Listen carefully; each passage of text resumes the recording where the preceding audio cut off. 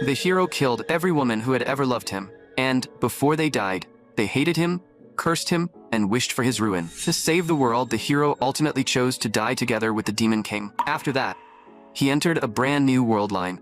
But in this new world line, the hero realized that the girls he had once killed with his own hands still remembered everything from their past lives. The man who was supposed to be the hero surrendered to the Demon King and handed over the Holy Sword. At that point, the world's destruction was only a matter of time. The places he once knew began to fall, one after another. His entire world was collapsing, and even the people he loved most had died by his own hand. The dark mage Kania was driven into a corner. She swore that she would watch him fall into pain and despair. Then, in the end, she hanged herself right in front of him. The man led the Demon King's army and crushed everything in his path. The great mage Irina demanded to know why he would do this when he was supposed to be the hero. She fought with everything she had, just to save one more human life. But even then, she could not put a single scratch on him. The empire that had stood undefeated for 1,000 years finally fell. Princess Klana never imagined her empire would be destroyed by one of its own people. The hero, Frey Ravo Seret, that shameless, despicable man, was permanently etched into the princess's mind. Saintess Ferloche was still offering her final prayer. She thanked God for his guidance, because thanks to the evil hero Frey, everyone finally realized that God had already abandoned humanity. Then the hero Frey appeared before her. Saintess Ferloche declared that even if she died, she would never forgive him. After that, Frey arrived at humanity's final line of defense. Even in her final moments, Chancellor Serena's thoughts were still fixed on him. By then, the hero Frey had become a complete villain. A hero and a Demon King fighting together were truly unstoppable. Now, all he had to do was destroy the Holy Sword, and everything would finally end. The Demon King thought Frey had come to offer him the Holy Sword. But at the critical moment, Frey suddenly drew the blade. He told the Demon King not to look so surprised, because the deaths of both the hero and the Demon King had been part of his plan from the very beginning. This was how he would save the world. It was also the only way to save the people he had killed, and the ones he loved more than anything. The next second, the hero Frey opened his eyes again. He gasped for air, then shot upright and realized he had returned to the past. He had gone back to the day before enrollment. The system announced, "Destroying the world is your destiny. As a true villain in disguise, carve open the path of salvation. Pretend to be evil and save the world. Only then will you obtain happiness." This was the reward Frey earned after destroying the world and dying together with the Demon King. He had finally entered the hidden world line. And this time, he could save everyone. 10 years ago, Frey still could not understand what those words meant. His father told him they were characters from Hua, and only those who inherited the bloodline of the hero's family could read them. Then his father brought Frey to a hidden entrance. He told Frey that he had to fulfill his mission properly, because 1,000 years after the Demon King's disappearance, his successor would appear and destroy the world. At the same time, a new hero would rise to save it. That was the prophecy left behind by their ancestor, the one who had once defeated the Demon King. But that was only the information known to the Empire. In truth, the prophecy had a continuation, and only the hero's family knew about it. The full prophecy said that 1,000 years after the Demon King was defeated, his successor would surely appear again. And that so-called 1,000 years later was now. In other words, Frey was the new hero of this era. After that, Frey's father locked him inside this room. There, Frey noticed something glowing in front of him. He guessed that it had to be the legendary weapon of the hero's sword. Frey reached out, trying to touch the blade. But then, a man suddenly appeared and told him that the sword was far too heavy for him, so he should give up while he still could. Frey was shocked and asked who he was. The man was just as baffled, wondering how this little brat did not even recognize his own ancestor. Still, after taking a closer look, he admitted that Frey did look somewhat similar to him, though, according to the ancestor himself, he was supposedly a very handsome man. Frey said his father had told him that if he came here he would learn how to save his friends. The ancestor immediately realized that what Frey was looking for was a walkthrough. But even he did not know whether Frey's world was on the happy ending route or the bad ending route. Frey only became more confused. So the ancestor placed his hand directly on Frey's face. The next second, Frey saw the future of the wrong world line. One by one, the people he loved died right before his eyes. The sight left Frey completely frozen. It was a world line filled with nothing but despair. The ancestor asked Frey what choice he would make. Frey answered firmly that he could do it. He decided that he would save the world, just like his ancestor had done, and he would protect everyone he loved. Only then did the ancestor remember. The boy standing before him was the current hero. So the ancestor told Frey the only way to enter the happy ending route. Only by doing this could Frey save the people he loved and the world itself. But it would not be an easy path. First, he had to destroy the world. Then he had to enter the hidden route, pass its trial, and only then could he reach the happy ending. After saying that, the ancestor simply told him to do his best. Frey knew that this world was now moving toward the happy ending route. What made this life different from the previous one was that he now had a system window. The prophecy book from his past life had mentioned this very thing. This was the method his ancestor had taught him. As long as Frey mastered the system and fulfilled every condition, he would be able to protect the world. Just then, Kanya knocked on his door. Frey told her to come in.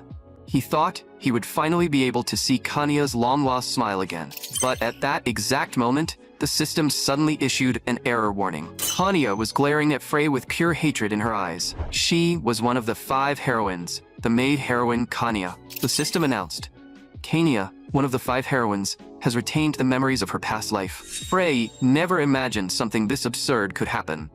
The heroines he had once killed had all kept their memories. In his previous life, Frey had chosen to destroy the world himself in order to enter the hidden world line. But in this life, he was being controlled by the system and forced to become a villain. If he did anything good, the system would drain away his life force, and that was the restriction placed on clearing the hidden world line. At that moment, the dark mage Kanya was glaring at Frey with pure hatred.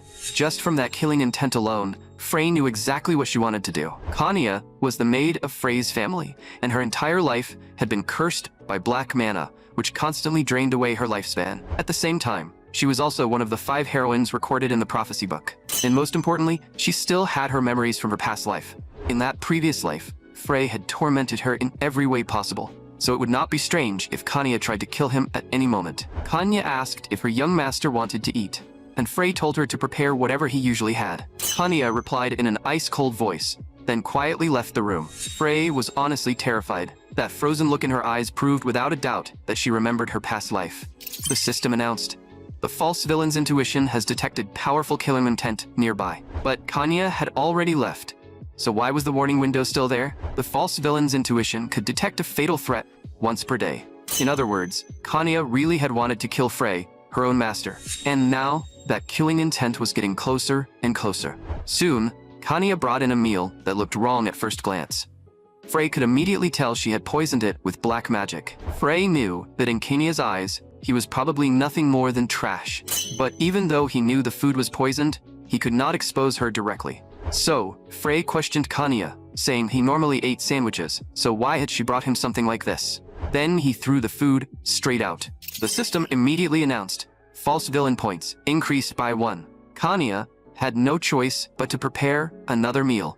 Not long after, she brought in a new dish, but one look at the color was enough to tell that it was still poisoned. Frey casually made up an excuse and told her to remake it. Kanya cooked again and again, but Frey was never satisfied.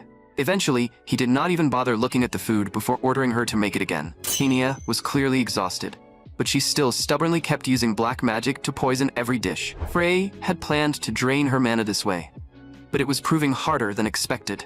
So he had no choice but to accept the food. And just as Frey was about to eat, Kanya stared at him with a face full of anticipation. But Frey suddenly tossed the sandwich away and said the first soup had tasted better. Then he ordered Kanya to make another bowl of that same soup right away.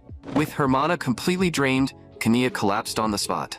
Frey could not help thinking that the Kanya from his past life had been so gentle and smiled so often. So how had she become like this? First, he carried Kanya to the bed to make sure she would not die from running out of mana. Frey began transferring his own life force into her. If Kanya kept causing trouble like this, she would eventually interfere with his plan. Before the main storyline officially began, Frey had originally planned to stay hidden.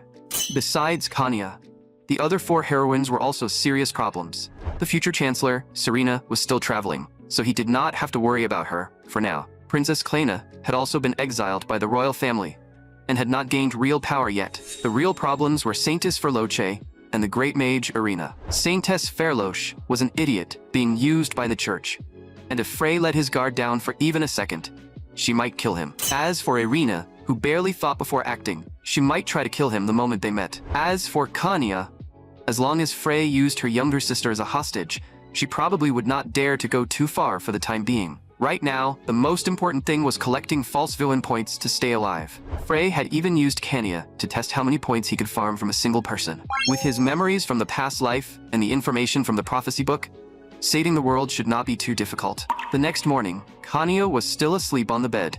Frey first carried her back down to the floor, then coldly scolded her, asking how long she planned to keep sleeping. Kanya was startled awake on the spot. Today was the first day of enrollment, so Frey ordered her to prepare the carriage immediately. After that, he summoned the system and checked the false villain points he had collected. In total, he had gained 100 points. To keep himself alive, he had to earn as many points as possible. Thinking about it, Frey actually started looking forward to academy life a little. Even he wondered if something was wrong with his head. And so, his wonderful academy life officially began. Because Frey was the young master of the most powerful ducal family in the empire, students who wanted to flatter him quickly gathered around him. Frey had no choice but to pretend to play along. Then 2 students even offered to bring Frey a pair of pretty commoner girls. Frey told them to bring the girls over first, so he could take a look. These worthless noble students, just like the empire itself, had already rotted to the core. Still, getting along with them would help Frey earn more false villain points. Before long, they actually brought over 2 girls. Frey recognized one of them at a glance. It was Irina. But how could Irina, a genius fire mage, possibly be captured by ordinary students? Frey even suspected that she might have let herself get caught on purpose, just so she could wipe out everyone here. To be safe, he immediately bought emergency defense and information search from the system window. Those were bought with the points he had earned from Kania yesterday. But then, the system revealed that Irina was currently drained of mana. Frey could not understand how a genius mage like her had ended up in such a state. Irina and the other female student were still struggling, yelling at them to let go. Frey looked at the group with disdain and ordered them to shut up. He said he wanted to have some private fun with these 2 women. After hearing that, the 2 students holding Irina finally left. Frey grabbed Irina by the chin, planning to scare her a little first. But Irina kept cursing him, saying he would eventually be destroyed by her ultimate magic. Just as Frey was about to keep tormenting her, Irina was still wondering how she had been captured before 12 o'clock. The next second, Frey suddenly collapsed as if he had lost consciousness. The other female student immediately shouted for Irina to run while she had the chance. The door was pushed open at the same time. As the female student left, she cursed under her breath, saying these people were disgusting for treating commoners like slaves. Frey secretly breathed a sigh of relief, grateful that his acting had been good enough. It was also thanks to the emergency defense he had bought in advance that he dared to act so boldly. At that moment, the time reached exactly 12 o'clock. The system announced, "Emergency defense has been used." Irina had activated her 12 o'clock curse. This destructive curse could only be used once a year. After it was cast, the target would be executed at 12 o'clock, while the caster would suffer mana depletion for an entire year. If Frey had not used emergency defense in advance, he would have been finished. Then, Kanya walked over. She told Frey that he could not sleep in a place like this. Frey took the chance to tease her, and told Kanya to carry him back. But Kanya still agreed to his request, whispering that it would be nice if he could always stay this obedient. While lying on Kanya's back, Frey secretly shared some of his life force with her. But at that moment, Kanya whispered, "Frey, you really are trash. If it were not for my sister, I would kill you right now." Frey could not help remembering the gentle Kanya from his previous life. Kanya continued, saying that once she confirmed her sister was safe, she would send him straight to hell. After that, Kanya carried Frey back to the dorm and said that she would also be staying there, because if she was kicked out of the dorm, Frey would be expelled. Before long, Kanya had laid out a blanket on the floor of Frey's room. Because of the system's restrictions, Frey could not allow these heroines to die. And so, Kanya ended up sleeping right beside Frey. Going to school while also protecting the heroines was honestly a bit much for him. The next day, Kanya woke Frey up, but Frey still wanted to keep sleeping. So Kanya prepared to leave on her own first. In a moment of agitation, Frey suddenly started coughing violently. He even coughed up blood. It was a sign that he had lost too much life force yesterday. Frey told Kanya that she was not allowed to run around without his orders. Then, he even took out Kanya's precious fountain pen and coldly said that she should be just like this pen, without any will of her own. "If you have any complaints, you can leave right now, but your sister might end up being sent to a brothel. Kanya immediately cried and apologized, begging Frey to spare her sister. Frey warned Kanya not to get any strange ideas. The system announced, threatening someone with their family, false villain points increased by 10%. After that, Kanya picked up the fountain pen, but all she could think about was her younger sister. At the same time, she noticed that Frey's bed was covered with bloodstains. In one of the academy classrooms, Professor Isol was introducing himself. Then, two people quietly sneaked into the classroom.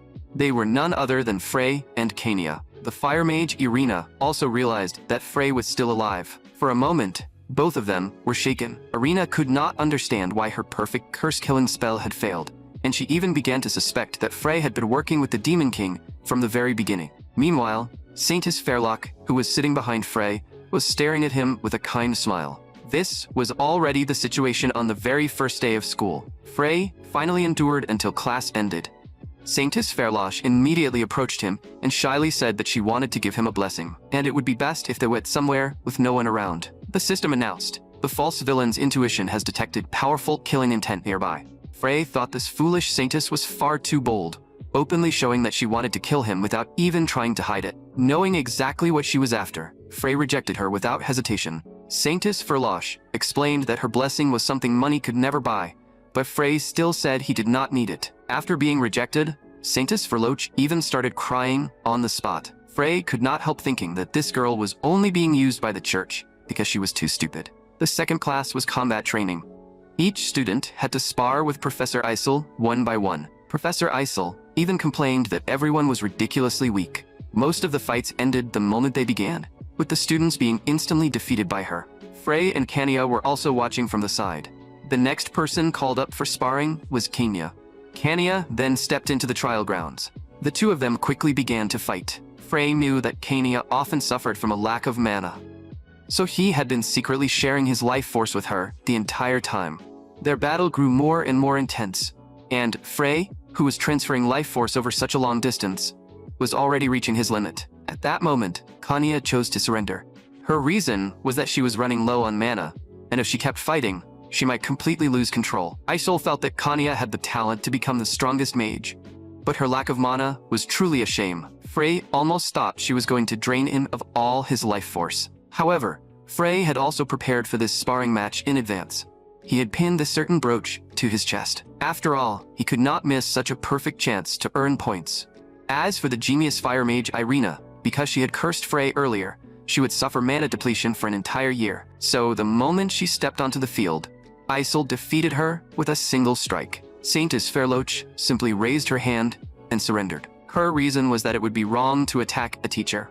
Finally, it was Frey's turn. He confidently walked onto the field with his sword in hand.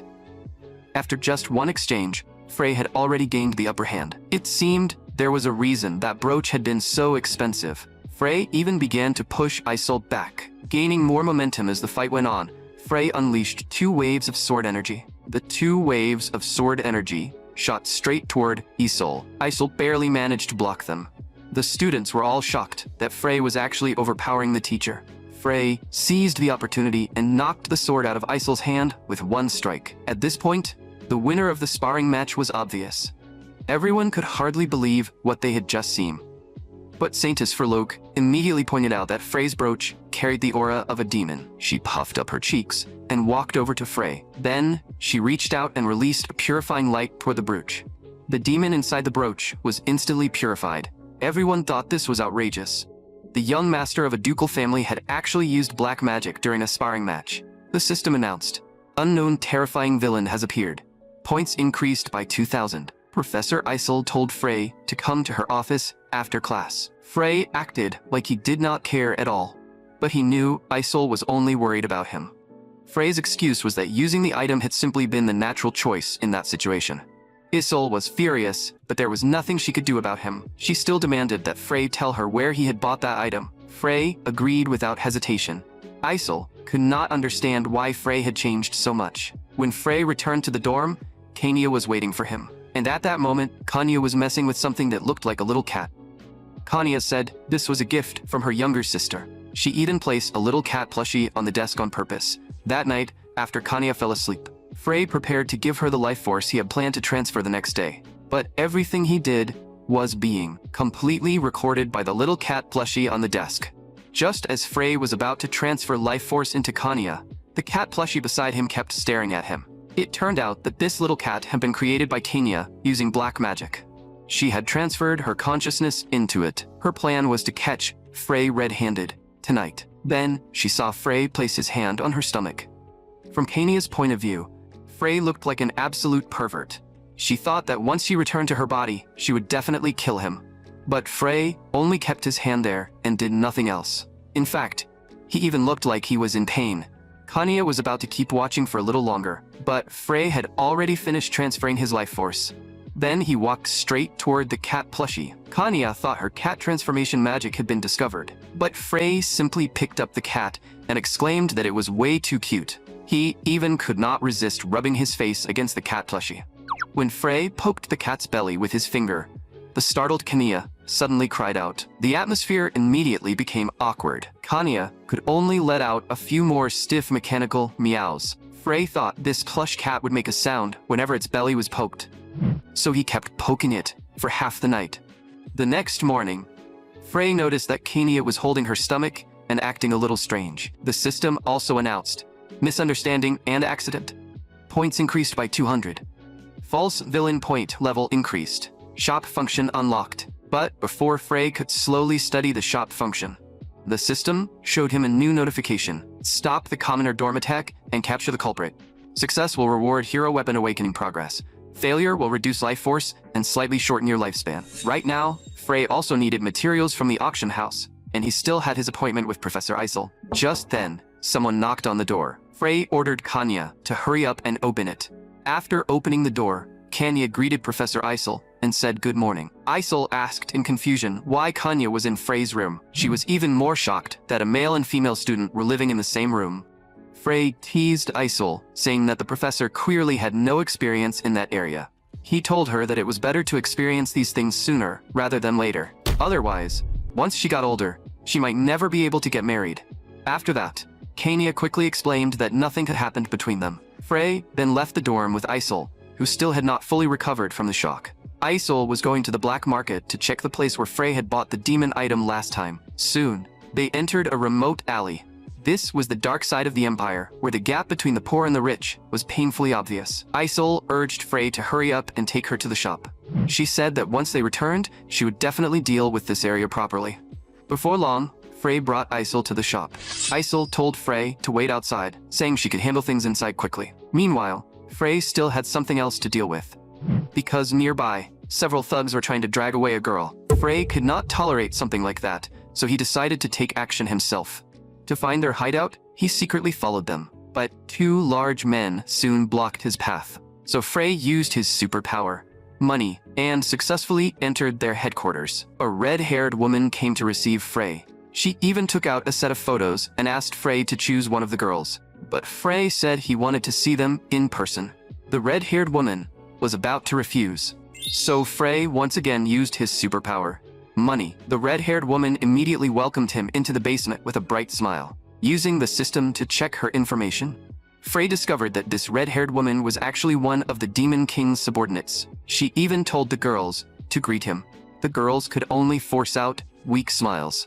Frey was not satisfied with this. He said he wanted younger girls. As he said that, Frey took out another bag of gold coins. Only then did the red-haired woman open a hidden door. Once he had achieved his goal, Frey took down the red-haired woman with a single kick. Then he rushed straight inside. And sure enough, there was a group of children trapped inside. There was also a magic circle in the room. These children looked like sacrifices meant to awaken the Demon King. The red-haired demon woman soon chased after him with her subordinates.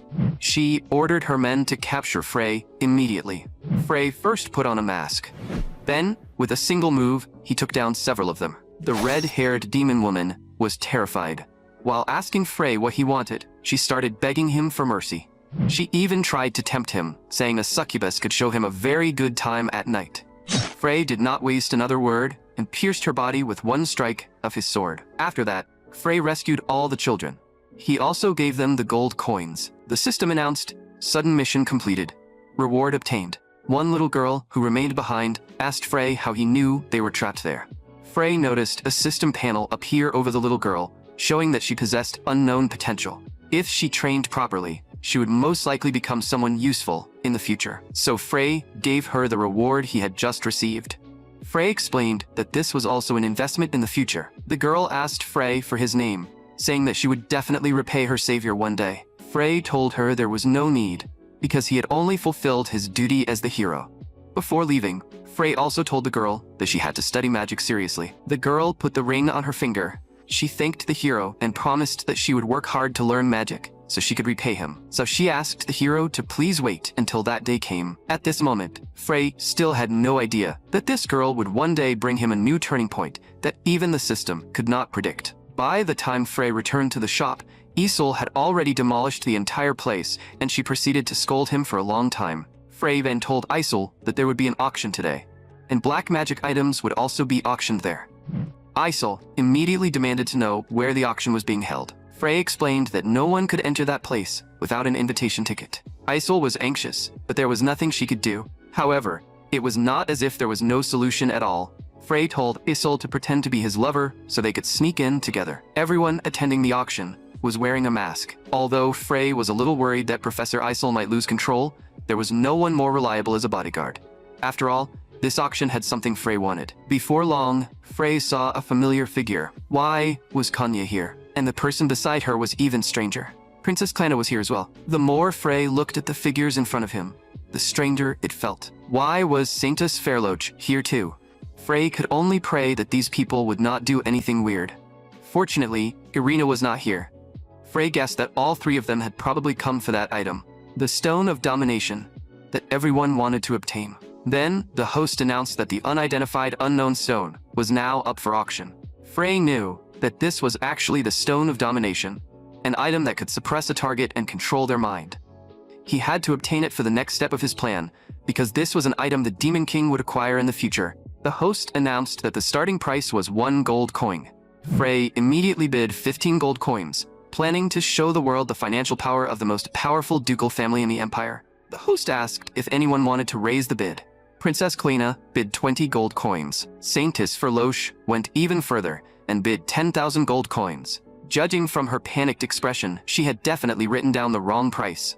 While silently complaining about how unbelievably stupid the Saintess was, Frey raised the bid to 11,000 gold coins. Then a blonde noble beside them raised it to 12,000. Frey could not understand why so many people were fighting over some random rock. He directly offered 13,000 gold coins. The blonde noble immediately bid 20,000. Frey raised it again to 22,000. The blonde noble went straight to 30,000. After Frey and that noble got into a crazy bidding war, the price finally reached 55,000 gold coins. The host struck the gavel, and Frey successfully won the item. Although it cost him a fortune, Frey had finally obtained the Stone of Domination. At that moment, Frey sensed an unusual presence.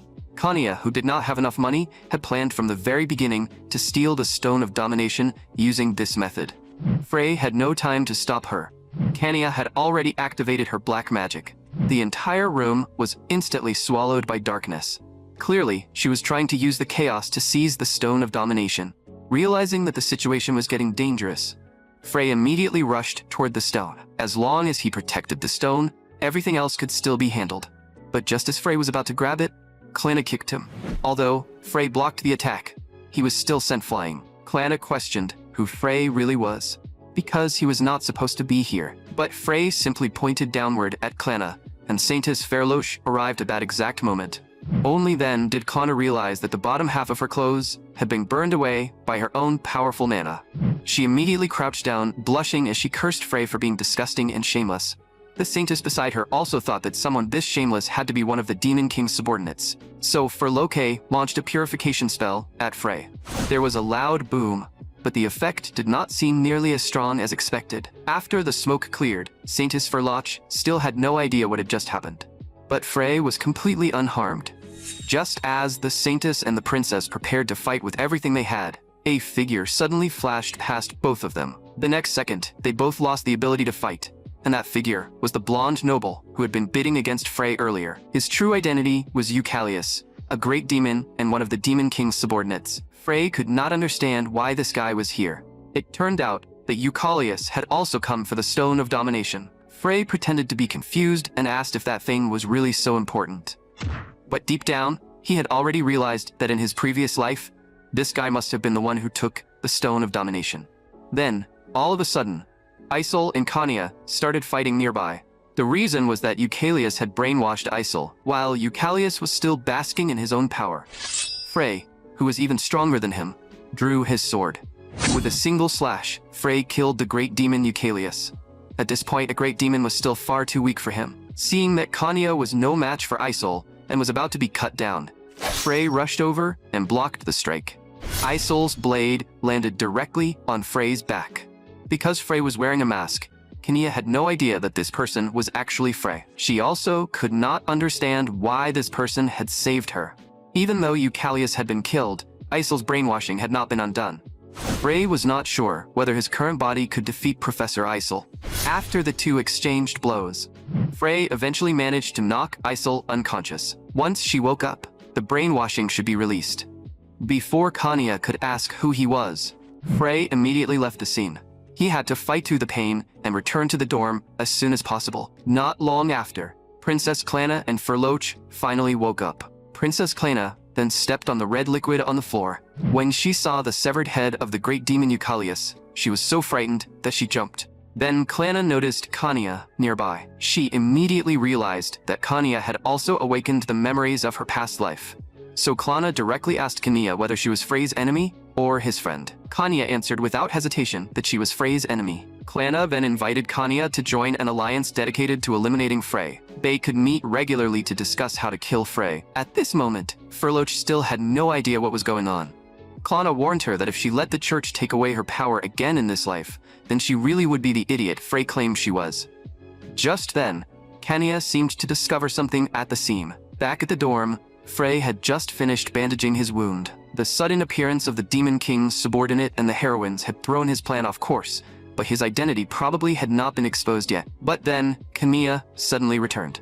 She asked Frey where he had gone today, and Frey simply explained that he had gone out shopping with the professor. Then, without giving Khania a chance to keep questioning him, he told her that he was going to sleep. But Khania said that today, she had seen someone in the black market who looked very similar to young Master Frey. Although that person had hidden his face behind a mask, his swordsmanship felt very familiar. Frey decided he would just deny it to the bitter end. After all, she had no proof. But Khania immediately took out the evidence. It was the brooch Frey usually wore. Frey reached out, trying to take it back. But Khania said she had picked it up at the black market auction. She asked young Master Frey if he had dropped it because he was in too much of a hurry to run away. Frey still refused to admit anything, and simply threw the brooch aside. He never expected his identity to be exposed this quickly.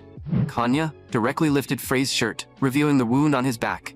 The same wound he had received when he blocked Isol's sword for her. The fallen brooch, combined with the wound on his back, made him look exactly like the masked man from the auction.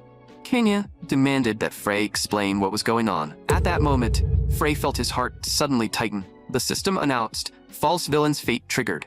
Life force and lifespan will be greatly reduced. Frey, lying on the bed, suddenly began coughing up blood, non-stop. He had not expected something like this to happen. With his life force and lifespan severely reduced, Frey immediately lost consciousness. Khania had no idea what was happening. Letting Frey die like this did not seem like a bad option, but she still wanted to ask him why he had killed her in their previous life. So Khania activated her black magic. She attempted to enter Frey's consciousness. While Frey was unconscious, she slipped into his subconscious to look through his memories. Khania discovered that Frey's consciousness was shockingly clear. Normally, the minds of sinners and villains were dark and clouded. Then, a young Frey appeared in front of Khania. Khania decided that he must be the owner of this consciousness space. So she immediately used magic to bind the boy. She ordered young Frey to swear that he would answer her questions truthfully. Only after young Frey confirmed it did she release him. Khania's first question was why Frey had saved her. Young Frey answered that it was because Khania was someone important to Frey. But for Khania, who had memories of her previous life, that reason was impossible to accept. Young Frey also knew that words alone would never be enough to explain this. So he directly pulled up Frey's memories. He let Kanya see Frey's true self with her own eyes.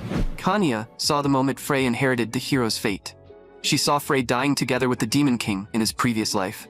She also saw Frey transferring life force to her every single night. Only then did she realize that everything Frey had done was for her, and all of his despicable actions had been done to save the world. And now, because she had discovered the truth, Frey had collapsed. Even though she hated him, he had still shared his life force with her every night. Kanya could not bring herself to believe it. Young Frey told Kanya that she did not need to blame herself. It was enough for Frey alone to be hated. After seeing all of his memories, Kanya returned to reality. At that moment, Frey finally regained consciousness. He saw Kanya, whose eyes were still wet from crying. Frey also knew that his secret had been exposed. He understood that Kanya could not accept everything right away, but he still told her the reason behind it. He carried the mission of saving the world, but at the same time, he was restricted by a powerful system. The courage Frey could only increase his energy through evil deeds. If someone discovered him doing something good, his lifespan would be reduced. Even though all of this was for the sake of saving the world, he had still committed many terrible acts. So Kanya, you must never forgive me. Kanya brought up the fact that Frey had been transferring life force to her every night. Now, she finally understood the reason behind all of Frey's strange actions. Frey asked her what she planned to do next. Kanya said that she would serve young Master Frey just as she always had. The next day, at a cat cafe, Princess Klana met up with Saintess Fairloche and Kanya. Klana and Fairlock both wanted to kill Frey immediately, but considering that they still had to live normally afterward, they had no choice but to deal with Frey quietly. As for Kanya, she planned to act as Frey's spy and gather as much information for him as possible. Although she could not share the heavy burden Frey carried, she could at least do what little she was capable of. First, she would start with the small things. Even if it was only for a short while, she wanted Frey to live with a smile. After seeing Frey's memories, Kanya had come to understand him, and she even thoughtfully prepared food for him. After that, it was time to transfer life force to Kanya again. But this time, things were slightly different from before. Perhaps it was because of the system's punishment. After Frey transferred life force to Kanya, her stomach suddenly started hurting badly. Frey realized that his life force and her black magic had mixed together. With no other choice, he had to draw the energy back out. After finishing all of that, Frey's arm had also been dyed black. The only fortunate thing was that it was his left hand, so it would not affect his daily life too much. When it was time for class at the academy, Frey had already bought every material and skill he could purchase. His next mission was to fight Irina and defeat her. The reward was an increase in lifespan. Frey understood that the next part would revolve around Irina's storyline. This mission also had no penalty, so he could handle it however he wanted. But Frey still decided to act as the villain, according to the prophecy book. Keeping every possibility under his control was the right move. Professor Isol announced that the midterm exam would be a series of one-on-one battles between students. Fighting Irina would be simple, but also a little troublesome. Depending on Frey's choice, the villain who appeared would also be different. Losing to Irina, defeating her, or running away during the match would each bring out a different villain. Right now, Irina was still being bullied by her classmates. Although she was barely holding on with defensive magic, the only reason they were beating her up was because young Master Frey was in a bad mood. At that moment, Frey also arrived at the scene. The blonde girl leading the group asked Frey what he was doing there. Frey said he had remembered the two women who had escaped before, so he questioned Irina and the other girl, asking why they had run away that day.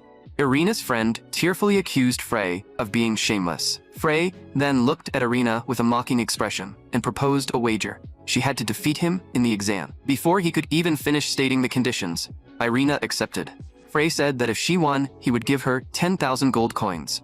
But if she lost, she would drop out and become a slave for the rest of her life. Frey immediately took out an item to establish the contract. Irina still did not understand what it meant. Her friends all told her not to agree, but Irina accepted without even thinking. Two chains emerged from the skull-shaped item. One pierced Frey's heart. The other pierced Irina's heart. With that, the contract was officially complete, and neither side could break the agreement. Seeing this, the blonde girl thought Frey was unbelievably cool. Even when putting his life on the line to forge a contract, he showed no fear at all. He really was someone special. Frey told the blonde girl not to lay a hand on Irina and the others again, because he did not like using things that had already been used by someone else.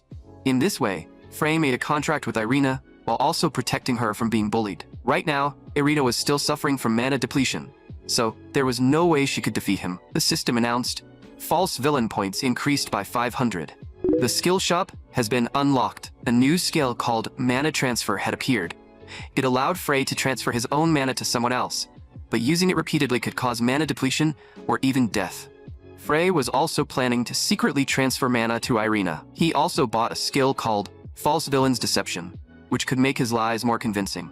Frey thought this skill might be useful later. To test it out, Frey suddenly shouted, I'm a girl, I'm a girl. And Saintess Fairlock, who happened to be cleaning a window nearby, saw the whole thing. She even asked Frey if it was true, and the important part was that the Saintess actually believed him. She even thought this secret could be used to threaten Frey later. Frey wondered if he should chase after her and explain. But after thinking about it, he decided to give up. 3 days later at the training ground, Irina was still working hard to practice magic. She believed that the more she trained now, the higher her chances of winning later would be. Seeing how hard she was working, Frey was almost moved to tears.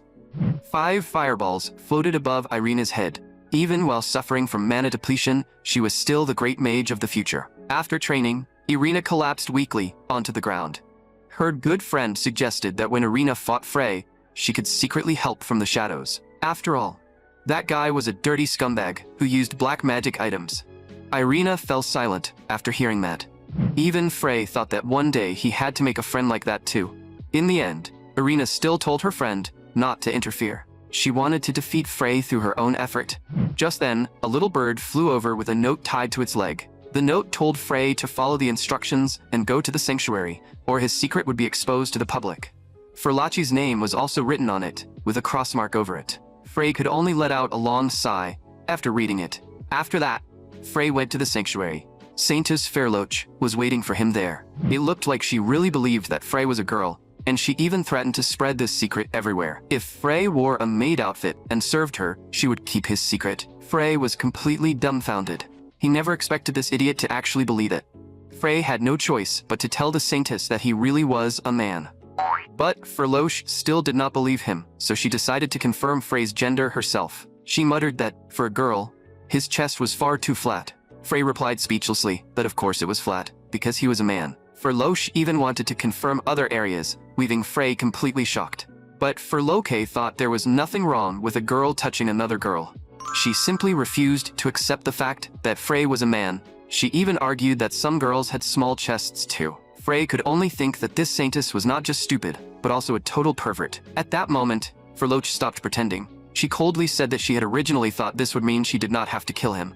The next second, she grabbed Frey by the throat and slammed him down onto the floor. She said that Clanna had originally planned to find his weakness and kill him, but she still wanted to save him. If you had just behaved, everything would have been fine.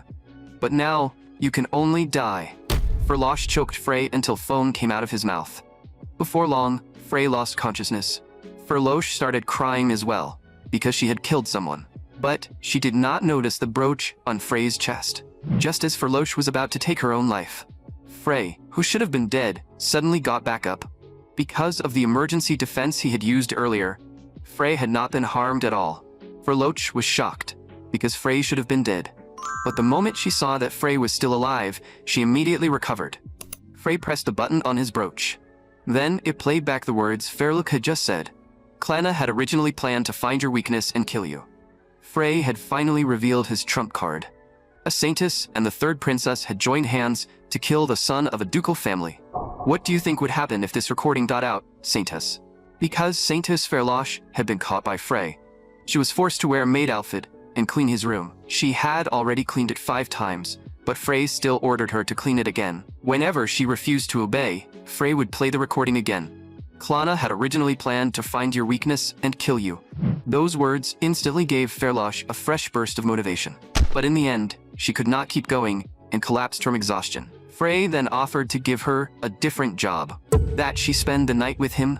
Fairloch said that even if her secret was exposed, she would never agree to that. After hearing that, Frey slapped her across the face.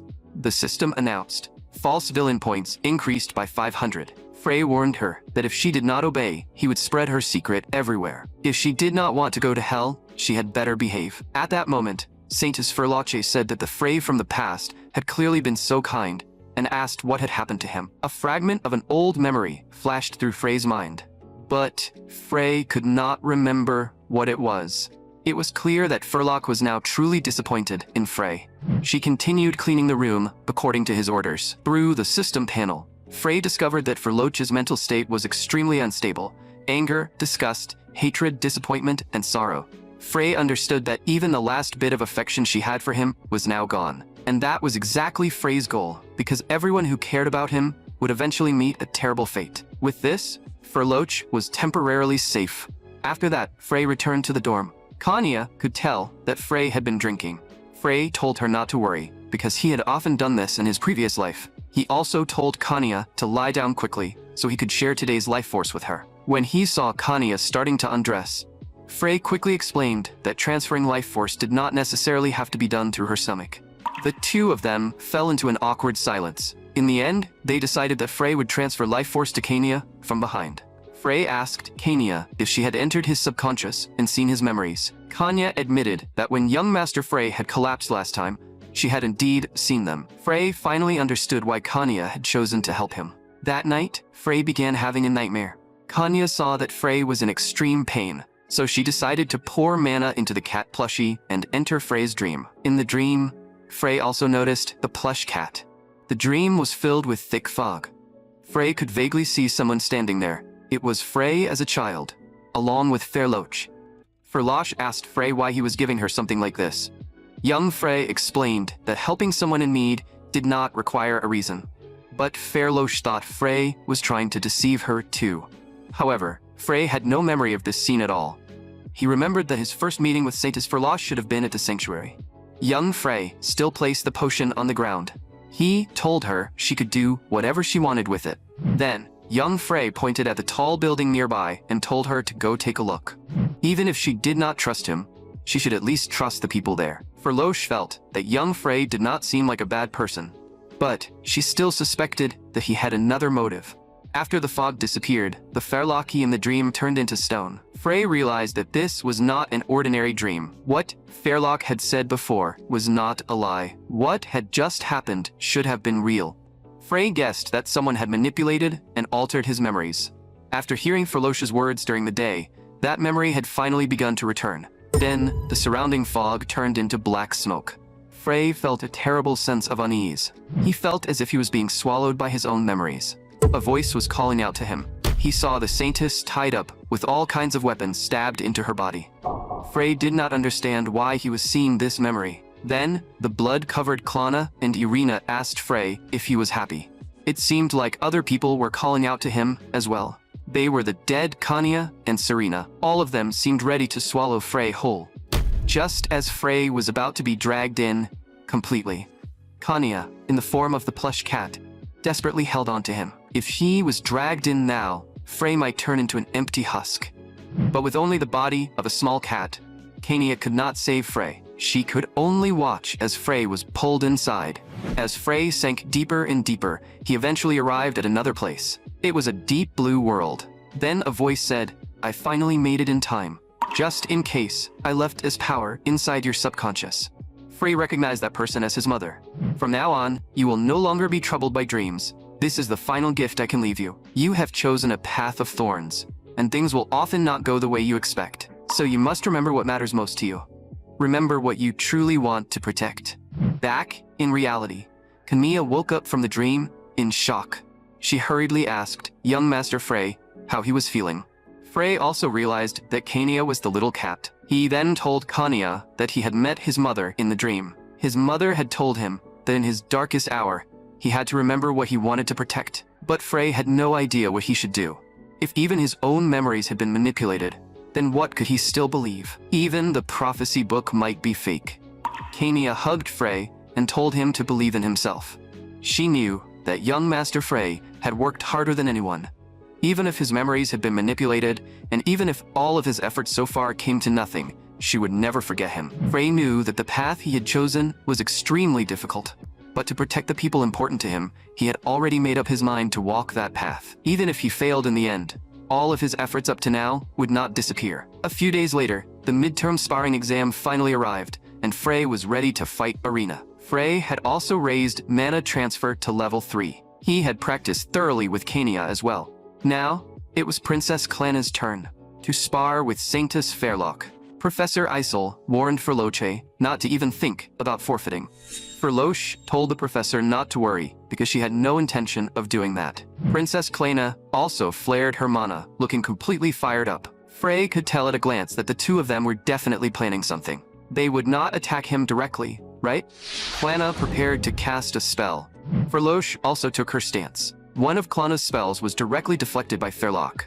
Only then did Frey realize that they were planning to deflect the spell toward him. Just as Frey was about to be hit by the magic, Professor Isol stepped in and blocked the spell in time. Isol warned the two of them. I will treat it as a mistake this time. But if you did it on purpose, both of you will be disqualified. Clana and Fairloche realized there was nothing they could do, so they had no choice but to end the fight properly. Fairlock made the first move and threw a punch. Clana dodged the attack, then landed several punches on Ferloche.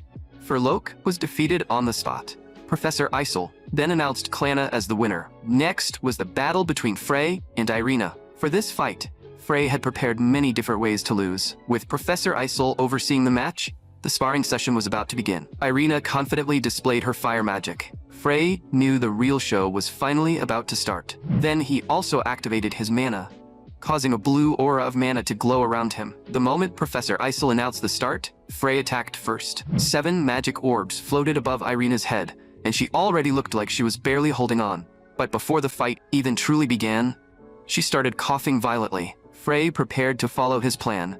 He activated his mana and charged toward Irina. Then he grabbed her by the throat and pinned her to the ground. He mocked her. A rat like you only deserves to crawl on the floor. But in reality, Frey was secretly transferring mana into Irina. The effects were immediate. Irina had already gathered a fireball behind Frey. When the fireball came flying at him, Frey did not dodge and let it hit him directly. He quickly dropped to the ground and pretended to be in pain. After recovering, Irina began charging an even larger magic orb. If this one spell landed, it would be enough. But in her rage, Irina pushed herself too hard. Before she could even fire the magic, she ran out of mana. Irina lost consciousness on the spot and collapsed to the ground. Professor Isol announced that if Irina did not stand up within 10 seconds, she would lose. Then Isol began the countdown. 10, 9, 8. If Irina had used a slightly smaller spell, things would not have ended up like this. But now, even if Frey kept injecting mana into her, she still might not be able to stand. Just then, a magic circle suddenly appeared beneath Frey and Irina's feet. Frey immediately realized that it was a teleportation magic circle. A flash of light swept over them, and the next second, Frey and Irina vanished from the spot. Professor Isol immediately told everyone to move back, because there might be other chain spells. At that moment, a girl stared blankly at the scroll in her hand. She could not believe it. Was this not supposed to be a recovery scroll? How did it turn into this? And she was none other than Irina's close friend. Meanwhile, Frey and Irina had been teleported to a great forest far away. Frey's plan had completely failed. Irina's mana had gone out of control, and with this accidental teleportation added on top, it was a total disaster. Frey first checked Irina's condition and found that she was not injured. She had only passed out from mana exhaustion. Then Frey observed their surroundings. He realized that this place was the Ashen Forest, a place filled with magical beasts. A great mage suffering from mana depletion, and an extremely weakened hero. Whether the two of them can survive was still unknown. The person holding the magic scroll back then was probably Irina's close friend. But a teleportation scroll should not have helped Irina at all. Frey guessed that she had most likely grabbed the wrong scroll. However, that was something he could only figure out after they got back. Right now, the priority was finding a way to escape. Frey bought a deception mask from the system shop. Once worn, it could perfectly hide his identity. With the system's support, even if Irina stood right next to him, she would not recognize him. After getting ready, Frey finally woke Irina up. He also untied the ropes that had been binding her and warned her, "This place is dangerous. You were probably sent here by Frey's teleportation magic. But you are safe now, so let's hurry and leave." Irina asked who he was. Frey explained that he was an intelligence agent from the ducal family. After losing his value, he had been abandoned by them. When he tried to leave the ducal family, they brought him here to silence him. Irina bought his story surprisingly easily. Frey then added that he had just run into Frey earlier, and that guy thought he had seen a ghost and ran away. Wearing the mask, Frey invited Irina to escape with him. Irina still felt that something was suspicious, but after thinking it over, she decided to go alone. She believed that she still had a little mana left in her body, so it should be enough. As long as she did not run into a mid-level magical beast, she would be fine. The very next second, a high-level magical beast appeared in front of her. Before Irina could figure out what to do, Frey killed the magical beast with a single slash. Then he reminded Irina that traveling alone was truly dangerous. Just then, a group of goblins surrounded them. Frey grabbed Irina and ran. After they reached a safe place, Frey suddenly started coughing violently. He even coughed up blood, so he could only explain that an old illness had flared up.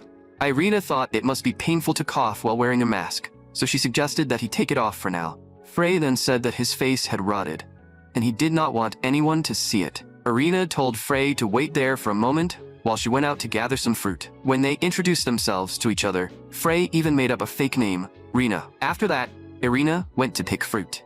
Once Frey recovered, he also took off his mask. Luckily, Irina had not doubted the story he made up. The mission to decide the winner of his duel with Irina had also been paused. The Academy had probably kept the match result on hold. Since there was no penalty anyway, the priority now was figuring out how to escape from this place. After all, this forest was filled with danger. In the Ashen Forest, one wrong step could cost them their lives. Frey and Irina spent 3 days in the forest like that. Frey led her around while avoiding magical beasts. Irina was in charge of finding food. She thought of her close friend Ariane, who was probably very worried about her by now. At that moment, Frey returned carrying a wild boar. Irina had not expected a place like this to actually have wild boars. Still, she wondered why this disguised man was here in the first place. After all, this was not a place where anyone could live long-term. Frey scrambled for an explanation, saying that he had no way to survive after escaping from Frey. Irina said she was willing to think of a solution together with him, but Frey told her to take care of herself first. For the past 3 days, Irina had kept trying to persuade Frey, but nothing worked. Frey knew that asking Irina to abandon the person who saved her life would make her feel guilty, but there was no other choice. As Frey was about to eat some fruit, he realized that it was the ice dragon fruit he had eaten as a child. Because he had eaten it as a child and did not know its real name, he had casually given it that name. In truth, its real name was not ice dragon fruit, and only 2 people knew the name ice dragon fruit. At that moment, the ground began shaking violently. This place was where the Demon King's army dumped its trash. That included things like modified magical beasts, but Frey could handle most magical beasts. The only exception was a monster called the Dark Golem, something he still could not deal with in his current state. Frey immediately told Irina to run. He would stay behind and buy time. Even Frey was not sure whether he could defeat this monster right now. After all, this thing was supposed to appear as a boss much later in the story. Later on, the Demon King's army would recover the enemy energy it had absorbed. And even now, before absorbing that energy, it was still an unstoppable force. If Frey fought with everything he had, he might expose his identity in front of Irina. At that moment, the Dark Golem had already locked on to both Irina and Frey. A laser swept toward them, and Frey held Irina as he dodged the attack. He told Irina to hurry and escape, saying he did not have long to live anyway. That is exactly why you need to survive and get out. Then you can take revenge on Frey in my place. After hearing this, Irina felt that this person was somehow similar to Frey. She said she would never forget Rina's kindness. Before leaving, Irina even told him, "I will definitely kill Frey." Even Frey had to admire how good his acting was getting. Now that Irina had left, Frey could finally go all out and take down the Dark Golem. He slashed out with his sword and sent the Dark Golem flying. After taking damage, the Dark Golem immediately fired mana missiles. Dozens of missiles flew toward Frey. Frey swung his sword and cut them all down. If he still could not defeat the Dark Golem here, then Frey himself would be in serious danger. But unexpectedly, the Dark Golem was preparing to self-destruct. If it succeeded, not only would Frey be caught in the blast, but Irina would be injured as well. Frey flashed forward and charged straight at the Dark Golem. Then, he thrust his sword near its mana core. With a thunderous explosion, Frey finally managed to destroy the Dark Golem. But his disguise mask was also shattered by the impact. Frey himself was badly wounded. At that moment, scouting crows appeared in the sky. Other people would arrive here soon, To keep his identity from being exposed, Frey had no choice but to force his injured body to leave the area. But in the end, he ran out of strength and collapsed. Just then, a figure appeared and caught Frey. It was Kanya. The carriage was nearby, and Kanya prepared to take Frey back to the dorm immediately. After hearing that, Frey finally lost consciousness. 2 days later, Frey woke up in bed. The first thing he did after waking up was ask what the current situation was. Kanya explained what had happened. Irina's friend Ariane had used a scroll. She thought it was a recovery scroll, but it was actually a teleportation scroll. The investigator in charge also believed there was a high chance that the whole incident had been an accident. But Frey could not believe that it was just a coincidence. Just to be safe, he still had to investigate where that scroll came from. Irina had also returned to the academy safely. Kanya then told him about the exam result. In the end, Frey had been declared the winner. Fortunately, this mission had no penalty, and the mission itself had not ended yet. Once his injuries healed, there would still be time to think of another way. Kanya then told Frey that there was one more important matter. The reason they had been able to find young Master Frey so quickly was all thanks to the Duke. After hearing about the accident, he immediately went to the magic tower to ask about the scroll's whereabouts. But because the Duke traveled such a long distance to reach the magic tower, he collapsed from illness. He was still unconscious and had not woken up yet. After hearing that, even Frey could not hold back his emotions. He asked Kanya if he could borrow her shoulder for a moment. Leaning against Kanya's shoulder, Frey felt deeply saddened. A few days later, Frey, whose body had just recovered, prepared to take action again. At that moment, Irina came looking for him. Frey immediately mocked her. "You're nothing more than a stray dog saved by Rina." But even after being mocked like that, Irina did not talk back. She knelt before Frey and said she was willing to obey him. She also begged Frey to spare her close friend, Ariane. Frey knew that Irina had probably come to avenge Rina, while also trying to negotiate with him and gain some kind of advantage. Frey told Kenya to go prepare the carriage first.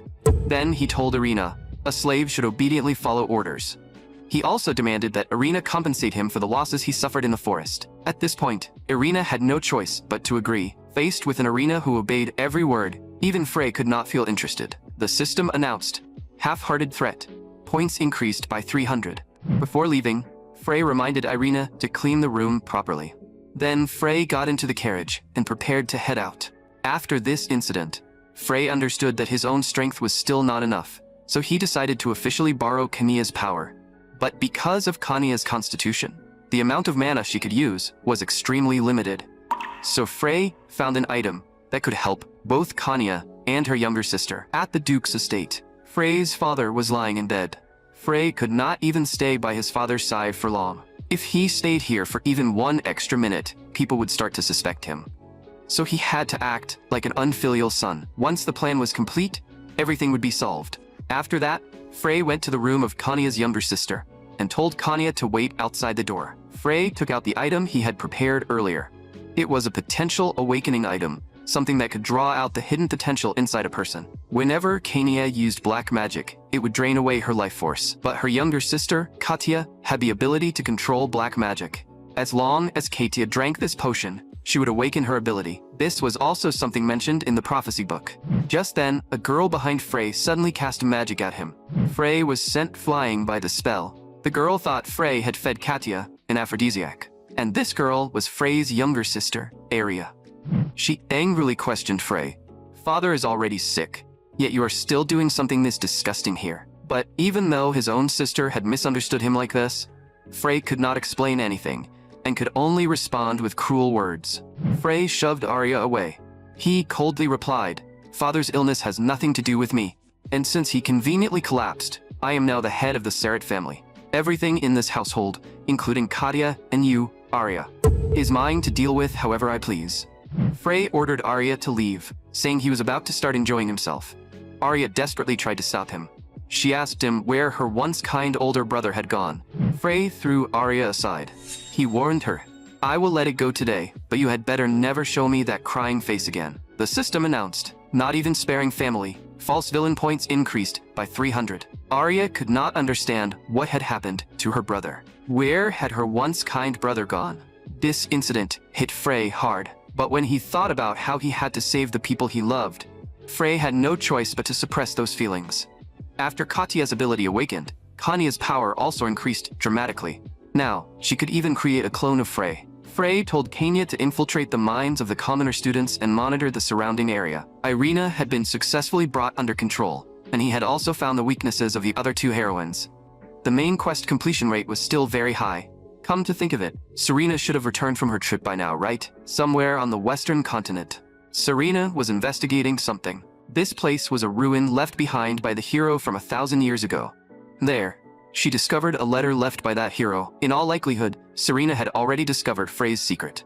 Not long ago, after Frey finished visiting his father, he left the ducal estate. Before leaving, he had no intention of seeing his younger sister, Arya, because seeing her would only make things more painful. In the carriage, Camilla asked Frey for more details about the mission so she could help him. Frey told her that the original main quest was to catch the culprit behind the attack on the commoner dorm. If he lost to Irina in their duel, he would become the culprit who attacked the dorm, then turn himself in, and the mission would end there. But the problem now was that the duel plan had failed, so no one would know who the true dorm attacker was. If Frey staged the whole thing himself, another attacker might appear instead. That was why he had Kanya monitor the area for any demons nearby. Because the Empire's current corruption made it the perfect time for demons to invade. The resentment caused by the nobles meant it would be no surprise if bloodshed broke out now. The prophecy book had also stated that if Frey failed, the Demon King would make a move. Right now, the urgent priority was to find the demon disguising itself as a human. To find that demon, Frey needed to buy some items. So he went to the Empire's back alleys. After buying the items, Frey was ready. He also gave Kanya a demon detector. The system would also monitor the movements of high-ranking demons. Frey asked Kanya whether she had started investigating Serena's movements. If Serena took certain actions, even Frey would not be able to find her easily. After all, she was the heir of the Moonlight family, a clan of assassins that handled the Empire's assassination missions. At that moment, Frey noticed some children on the street. They were the same children who had been captured by the succubus last time. Although Frey had given them gold coins before, the children did not dare use them. If adults discovered that they had gold, it would be stolen from them. Frey had not expected his previous rescue to be almost completely useless, so he decided to build an orphanage. As the hero, he could not simply ignore something like this. Kanya immediately rejected the idea. If this was exposed, it would become a serious problem. Frey took out the reward he had received after defeating Irina the lifespan meter. He was not going to live long anyway, so saving as many people as possible now could at least reduce some of his sins. Kanya told Frey not to say things like that.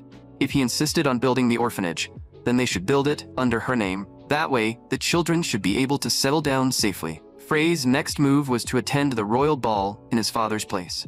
With his fiancée as a shield, he would not have to worry about people pestering him. Meanwhile, on the other side, the queen was trying to persuade Princess Clanna to marry Frey. If they allowed the Moonlight family, a clan of assassins, to marry into the hero's family, it would threaten the royal family. Clanna knew very well that these people were only after the hero's family wealth. The queen even threatened Clanna, saying that if she did not obey, she would be sold off. Clanna thought that if they were going to force her to marry Frey, they might as well just kill her. Not long after, Frey and Kanya were still searching for demons around the academy, but they still found nothing today. At that moment, Kanya handed Frey a letter, and Frey had just been thinking about inviting Kanya to the ball. Frey opened the envelope. Inside, it said that the Emperor had ordered Frey Raverseret to break off his current engagement and marry Princess Clanna instead. The letter also stated that this was the second covenant made between the founding Emperor and the first hero 1,000 years ago. The news left Frey completely frozen. Kanya also asked in confusion what was wrong. Frey had not noticed that the prophecy book contained this covenant as well. After the news that Frey was getting married spread, a crowd of girls immediately surrounded him. Everyone wanted to get engaged to Frey, because somehow, the news that his current engagement was being broken off had leaked out. Kanya pushed the women aside. She told them that young Master Frey's fiancé had already been decided. The women shot back, declaring that they would never give up. Frey also used this opportunity to avoid meeting his fiancée, Serena. Meanwhile, in the library, Clanna was still searching through documents, but no matter how hard she looked, she could not find any clues about the covenant. She wanted to enter the secret archive and investigate the marriage covenant, but without her father's permission, she could not get inside. 1,000 years ago, the royal family destroyed the Demon King and founded the Empire. At the time, two major families had served as the royal family's key supporters. One was the hero's family that defeated the Demon King. the Sarat family. The other was the Moonlight family, which hid in the shadows and helped the emperor handle dirty work. To reward these two families, the emperor granted them extraordinary authority. Even the emperor himself could not freely interfere in the affairs of those families. The so-called master-servant relationship was almost nothing more than a title. For the past 1,000 years, the emperors had constantly sought help from the two great families. Yet now, the emperor had suddenly ordered their engagement to be broken. Clanna could not imagine what kind of covenant could make something like this possible. At that moment, Frey came looking for her. He teased her. "What is my future wife thinking about so intensely?" Clanna felt that Frey was mocking her. Frey told her not to be like that, since the two of them would be living together for the rest of their lives. Clanna refused to give Frey any chance and turned to leave. But Frey said, "I came all this way just to see you, so you should be a little kinder to me. After all, we are both companions being toyed with by our ancestors, so there is no need to act like this."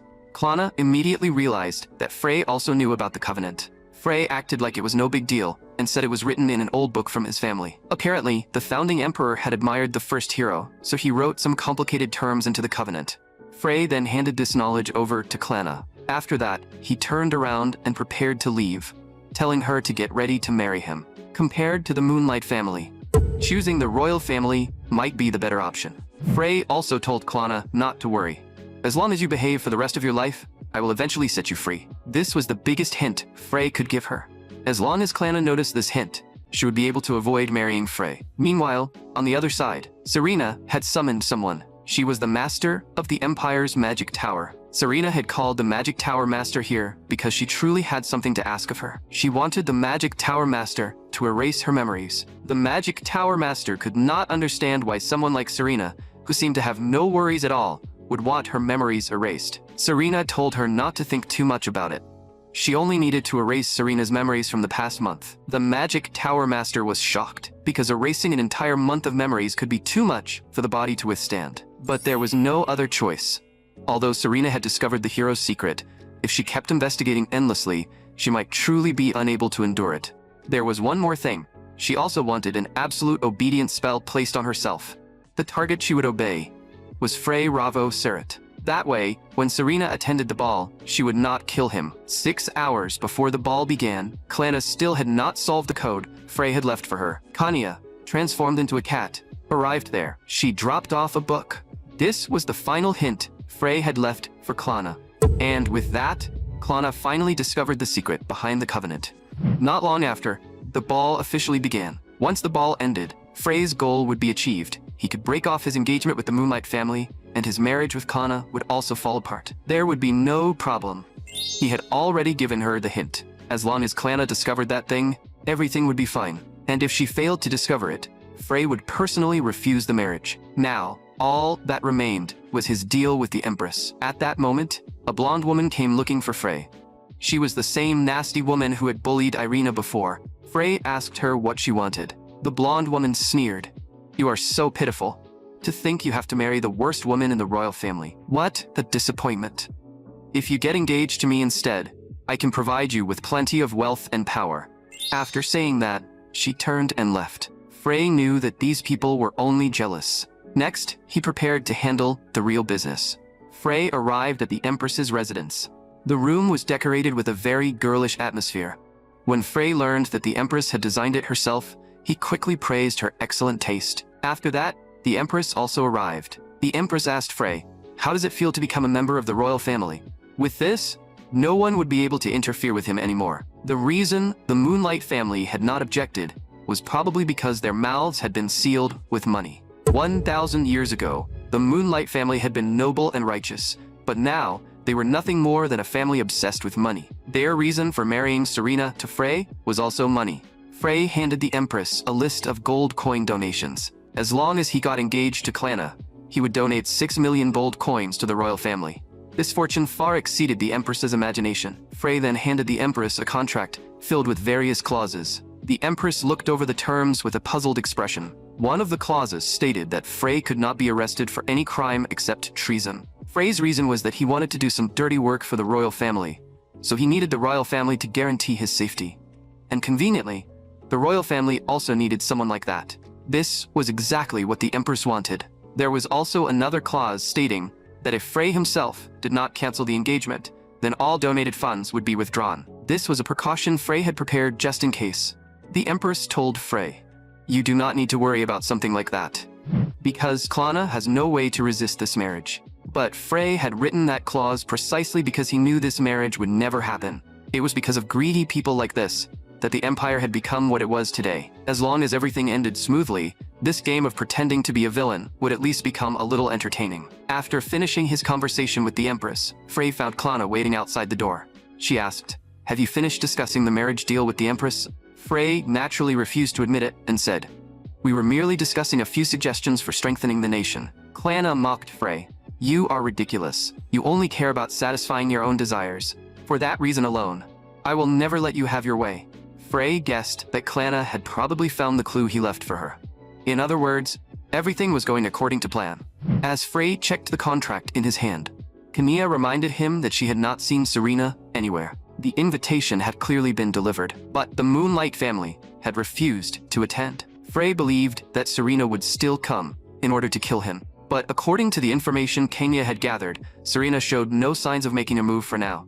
She was originally supposed to try to kill Frey like the others, but so far, she had not taken any action at all. Soon, the ball officially began. The Emperor and the Empress also arrived at the venue. The Emperor announced the engagement between third Princess Klana and Frey. He said it was based on the covenant between the founding Emperor and the first hero. But before he could even finish speaking, the Emperor started yawning. So, he simply let the Empress take over. The Empress then invited Frey and Klana onto the stage. The two of them, both dressed elegantly, stepped onto the stage together. The Empress first asked Frey, "Do you agree to this engagement?" Frey knelt on one knee and replied, "I do." Then he took Klana's hand and proposed to her. The Empress then asked Klana, "Do you agree to this engagement?" But Klana publicly declared, "I do not agree to this engagement." Everyone watched the scene with mocking eyes. The Empress pointed at Klana and coldly told her, "You have no right to refuse." Klana revealed the true content of the covenant. The covenant between the first hero and the founding emperor clearly stated that the engagement could only be established if both sides agreed. After saying that, Klana asked the emperor to confirm whether it was true. The emperor did not deny it and only found the situation more interesting, because even he had not known about the contents of this covenant. The emperor explained that this marriage might have been too rushed, and the empress had not asked for Klana's opinion. Then he asked Frey whether he could accept canceling the engagement. Frey immediately stood up and began acting. He complained to everyone, "I cannot accept this sudden heartbreak. My heart feels like it is being torn apart. But if Princess Klana's happiness is not by my side, then there is nothing I can do." The emperor then naturally apologized to everyone and said that as for the cancelled engagement, everyone should simply continue enjoying the ball. After that, the empress rushed over in anger. She threatened to sell Klana off, but Klana said she did not care, and that she would expose the empress's illegal actions. Frey also apologized to the empress, saying, "This is truly unfortunate. The donation money I prepared will have to be taken back. As for the authority to never be arrested, I will just make use of it for now." Klana had not expected that the empress had actually sold something like that. This ball had turned into a massive win for Frey. Not only did he lose his fiancée and cancel the engagement, but he also obtained a royal agreement that protected him from arrest. At that moment, the blonde woman appeared in front of Frey. She said, "Princess Klana went too far by embarrassing you in public. If it were me, I would have done much better." Frey told her to disappear immediately, saying, "Just seeing your face makes me sick."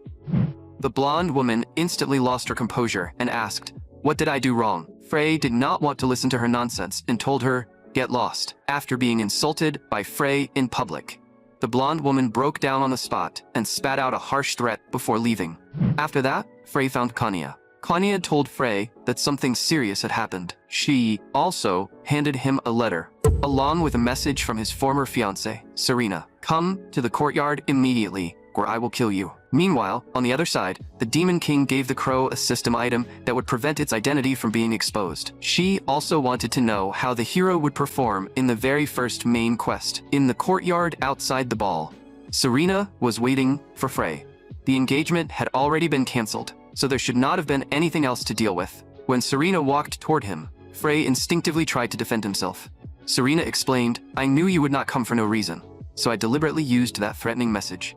Serena said that she wanted to help Frey, but she seemed to have lost her memories, so she did not know where to start.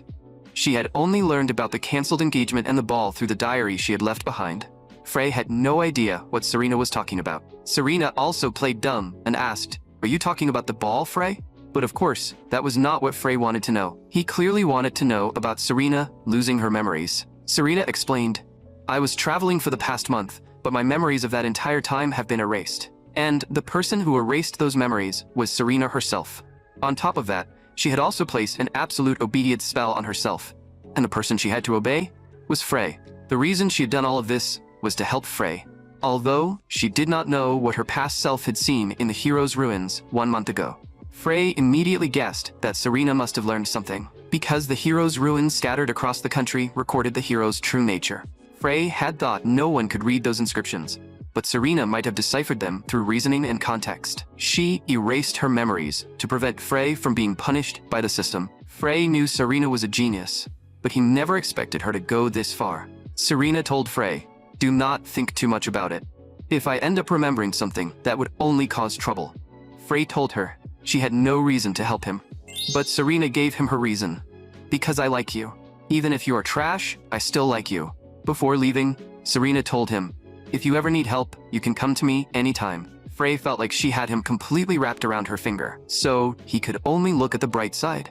With Serena's help, he would gain access to the Moonlight family's intelligence network, and with the royal authority preventing his arrest, completing the first main quest should become much easier. Meanwhile, the Magic Tower Master was still complaining that Serena was far too good at ordering people around. "If she weren't my disciple." At that moment, a little girl suddenly asked, "Would you like to buy some bread?" The Magic Tower Master told her to hurry up and move aside.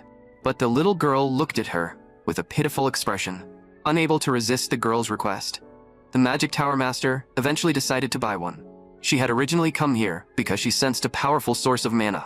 "Here," the Magic Tower Master said, tossing the little girl a gold coin. The little girl said, "I want to help you too. I might look young, but I can actually use magic." The Magic Tower Master told the girl, "Stop lying. I cannot sense any mana from you." But the very next second, the little girl actually used magic. That surge of mana shocked the Magic Tower Master. The powerful mana she had sensed earlier must have been coming from this little girl. The Magic Tower Master excitedly grabbed the girl. She asked, "What is your name?" She even declared, "I want to take you in as my disciple." Meanwhile, at the Demon King's castle, the Demon King complained, "Being trapped here as punishment is far too boring." So she summoned Crow and decided to begin moving. Starting today, they would attack the commoner dorm. The Demon King's army would also use this chance to enter the Empire. She then ordered Crow to find someone with intense jealousy. That way, the domination effect would become even stronger. She also told Crow to bring the item from last time. At the same time, inside the academy dorm, Frey was still thinking about how to begin his plan. Kanya thought he was worrying about how to handle things afterward. But Frey said there was no need to worry about that. After all, he had the document from the Empress that protected him from arrest. Kanya was still worried that they might not be able to catch the culprit. But Frey knew that was impossible. The demon detector could detect all forms of disguise magic. The only exception it could not detect was the hero who possessed the system. So as long as the culprit appeared, they would definitely find them. At that moment, Serena came looking for him. Kanya felt that Serena was being very rude by entering someone else's room without permission. But Serena said, "I am simply entering my fiancé's room." She even started checking the room, as if trying to see whether the two of them had been up to something inappropriate. Frey also asked Serena in confusion, "Didn't you say I should only call you when action is necessary? Why did you suddenly come here?" Then, Serena suddenly changed the subject. She questioned Kanya instead. "Why are you here? Are you trying to kill Frey?" Kanya replied, "That is absolutely impossible." Serena carefully examined Kanya's pupils and reactions. Then she judged that Kanya was not lying. She also told Frey that he could trust this servant, and coincidentally, Frey had something to ask Serena for. Before that, he ordered Serena, "Believe in me no matter what." Because Serena, who had discovered the hero system, had someone place a spell on her that forced her to obey Frey. Under the influence of that obedience spell, Serena clearly reacted. With this, Frey could avoid the system's punishment. The false villain system would not punish Frey just because someone suspected or guessed the truth. Only when someone became completely certain, like Kanya had back then, would Frey be punished. Frey told Serena to arrange for the Moonlight family's people to monitor the commoner dorm. Serena also asked why he wanted her to do that. Frey ordered her again, do not do anything unnecessary. If you notice anything abnormal, report to me immediately. After that, Serena prepared to leave. Before leaving, she even told Frey, I love you. That actually left Frey feeling a little flustered. Even Kanya could not help commenting that Serena was still impossible to understand. Now, Frey only had to wait for the main quest to begin. The Moonlight family's personnel had already been arranged. For now, they had not discovered anything abnormal, but catching the demon was only a matter of time. After arranging her people, Serena also went to check several important locations, and Crow, the Demon King's subordinate, was secretly watching her. Crow thought this woman Serena was not simple because it could not sense even the slightest emotion from her. The Demon King had said that not just anyone could become the attacker. They needed someone who could use black magic. Only then could the seal suppressing the Demon King be broken. They also needed someone capable of drawing a magic circle and sacrificing the entire commoner dorm. Before long, Crow found a suitable target. It was the blonde girl who had been insulted by Frey before. Because Frey had humiliated her at the ball, she was now thinking of taking revenge on him. That intense negative emotion was exactly what drew Crow to her. So Crow chose her as its vessel. It poured the Demon King's black magic into the blonde girl's body. Crow demanded, Evil human, answer me. What are you now? The blonde girl answered, I am the Demon King's servant. Then she went off to attack the commoner dorm. Meanwhile, Frey was still enjoying his morning, drinking coffee and thinking about how many good things had happened recently. He was even planning to take Kanya out for a walk, and maybe buy her some clothes. Kanya blushed as she wondered if this was actually a date. But at that moment, Serena suddenly burst into the room. She told Frey that strange mana was flowing out from the commoner dorm. And so, Frey and Kanya's plan to go clothes shopping had to be postponed. When they arrived at the commoner dorm, they found black smoke rising into the sky. The system also announced, stop the incident and capture the culprit. An ordinary person could not possibly possess such powerful mana, so Serena had already withdrawn the surveillance troops. They had been monitoring the area the entire time without finding anything unusual, and the magic detector had not reacted either. Frey then realized that there might be noble students inside. Serena was also confused about what was going on. Frey realized that he had forgotten to tell Serena that the culprit could also be a noble student. But why had the magic detector not reacted? Frey no longer had time to think about anything else. Right now, the most important thing was to capture the culprit first. Then he could use the Stone of Domination to control them. Just in case, Frey had brought it with him this time. The best outcome would be to order the culprit to claim that Frey was the one behind everything. But at that moment, Princess Klana, Saintess Verloche, and Irina also arrived. Frey quickly pulled Serena and Kanya into hiding. They had also sensed evil mana nearby, so they were planning to enter the dorm and rescue the students trapped inside. Frey knew that Irina lived here, but why were the princess and the saintess here too? Clearly, the three of them had been contacting each other in private, without him knowing. Serena asked Frey to explain what was going on, while Frey told Kanya to cast an isolation spell and keep everyone away from this place. This made Serena a little irritated. So before Kanya could do it, Serena cast the isolation spell first. Then, she asked Frey what they should do now. Now that things had developed to this point, Frey only had one option left. He had to find the attacker. Then he would order the attacker to identify Frey as the culprit, and that would complete the mission. Even if it caused chaos, it did not matter, because Frey had the special privilege that protected him from arrest. Frey told Serena, I'm going inside the dorm now to find the source of the mana. All you need to do is assist me. After that, Frey and the other two sprang into action. As soon as they entered the dorm, a huge monster suddenly lunged at Frey. Frey did not even have time to react, before Serena stepped in and blocked the monster for him. And the bigger problem was that there were quite a lot of monsters here. Serena waved her fan and dealt with them with ease. Frey could not even imagine how terrifying it would be if Serena were his enemy. Then they discovered magic circles on the floor. At that moment, Kanya also found something else nearby. It turned out that the maids in charge of the dorm had been imprisoned there. Frey told Kanya to enter their subconscious and check their memories. But after trying, Kanya discovered that she could not do it at all. Something seemed to be blocking her, which shocked Frey. After all, when it came to subconscious magic, no one was supposed to surpass Kanya. Even the Magic Tower Master and the Saintess were far inferior to her. Frey could not imagine that the Demon King's army had someone this talented. At that moment, Frey realized that the dorm attack was probably connected to the Demon King. Most likely, The Demon King had launched this operation through one of her executive class subordinates. But Frey still could not understand why the Demon King would bother with something this minor. Just then, Serena came over. She said, "The situation around here feels very strange. There are plenty of monsters here, yet not a single injured human, so someone is most likely controlling them. And the person controlling them is probably the attacker." From the first floor to the third floor, there were suspicious magic circles everywhere.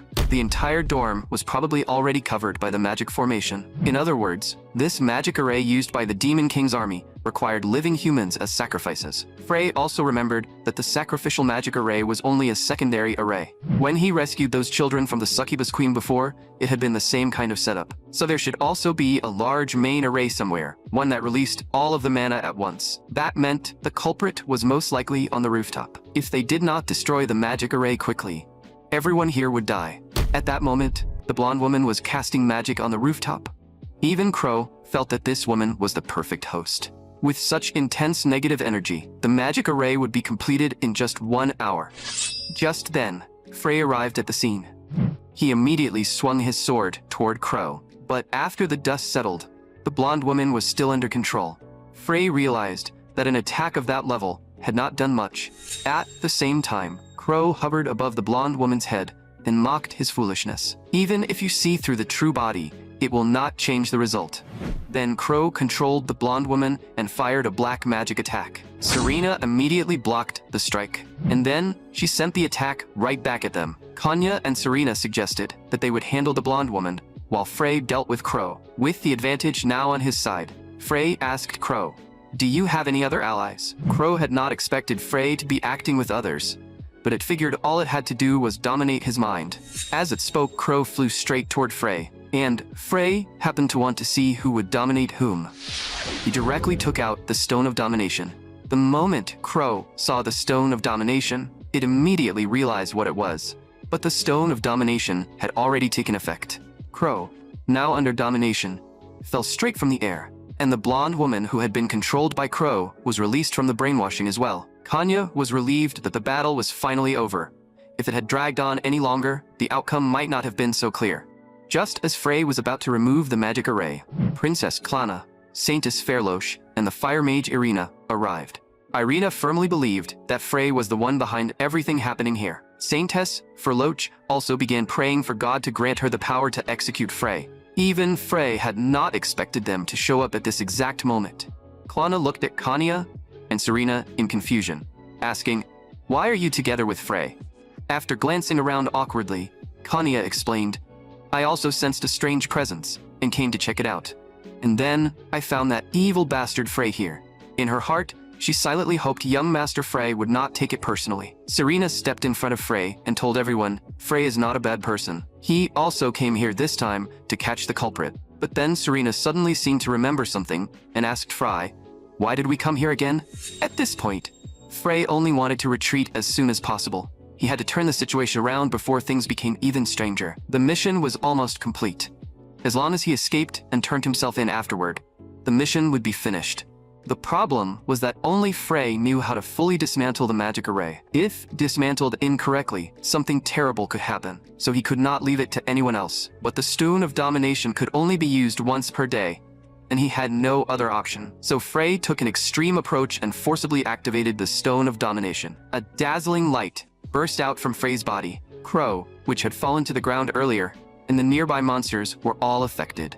As the light grew stronger and stronger, the princess, the saintess, and the others assumed that Frey had summoned more monsters. Crow, which had been lying on the ground, flew back above Frey's head.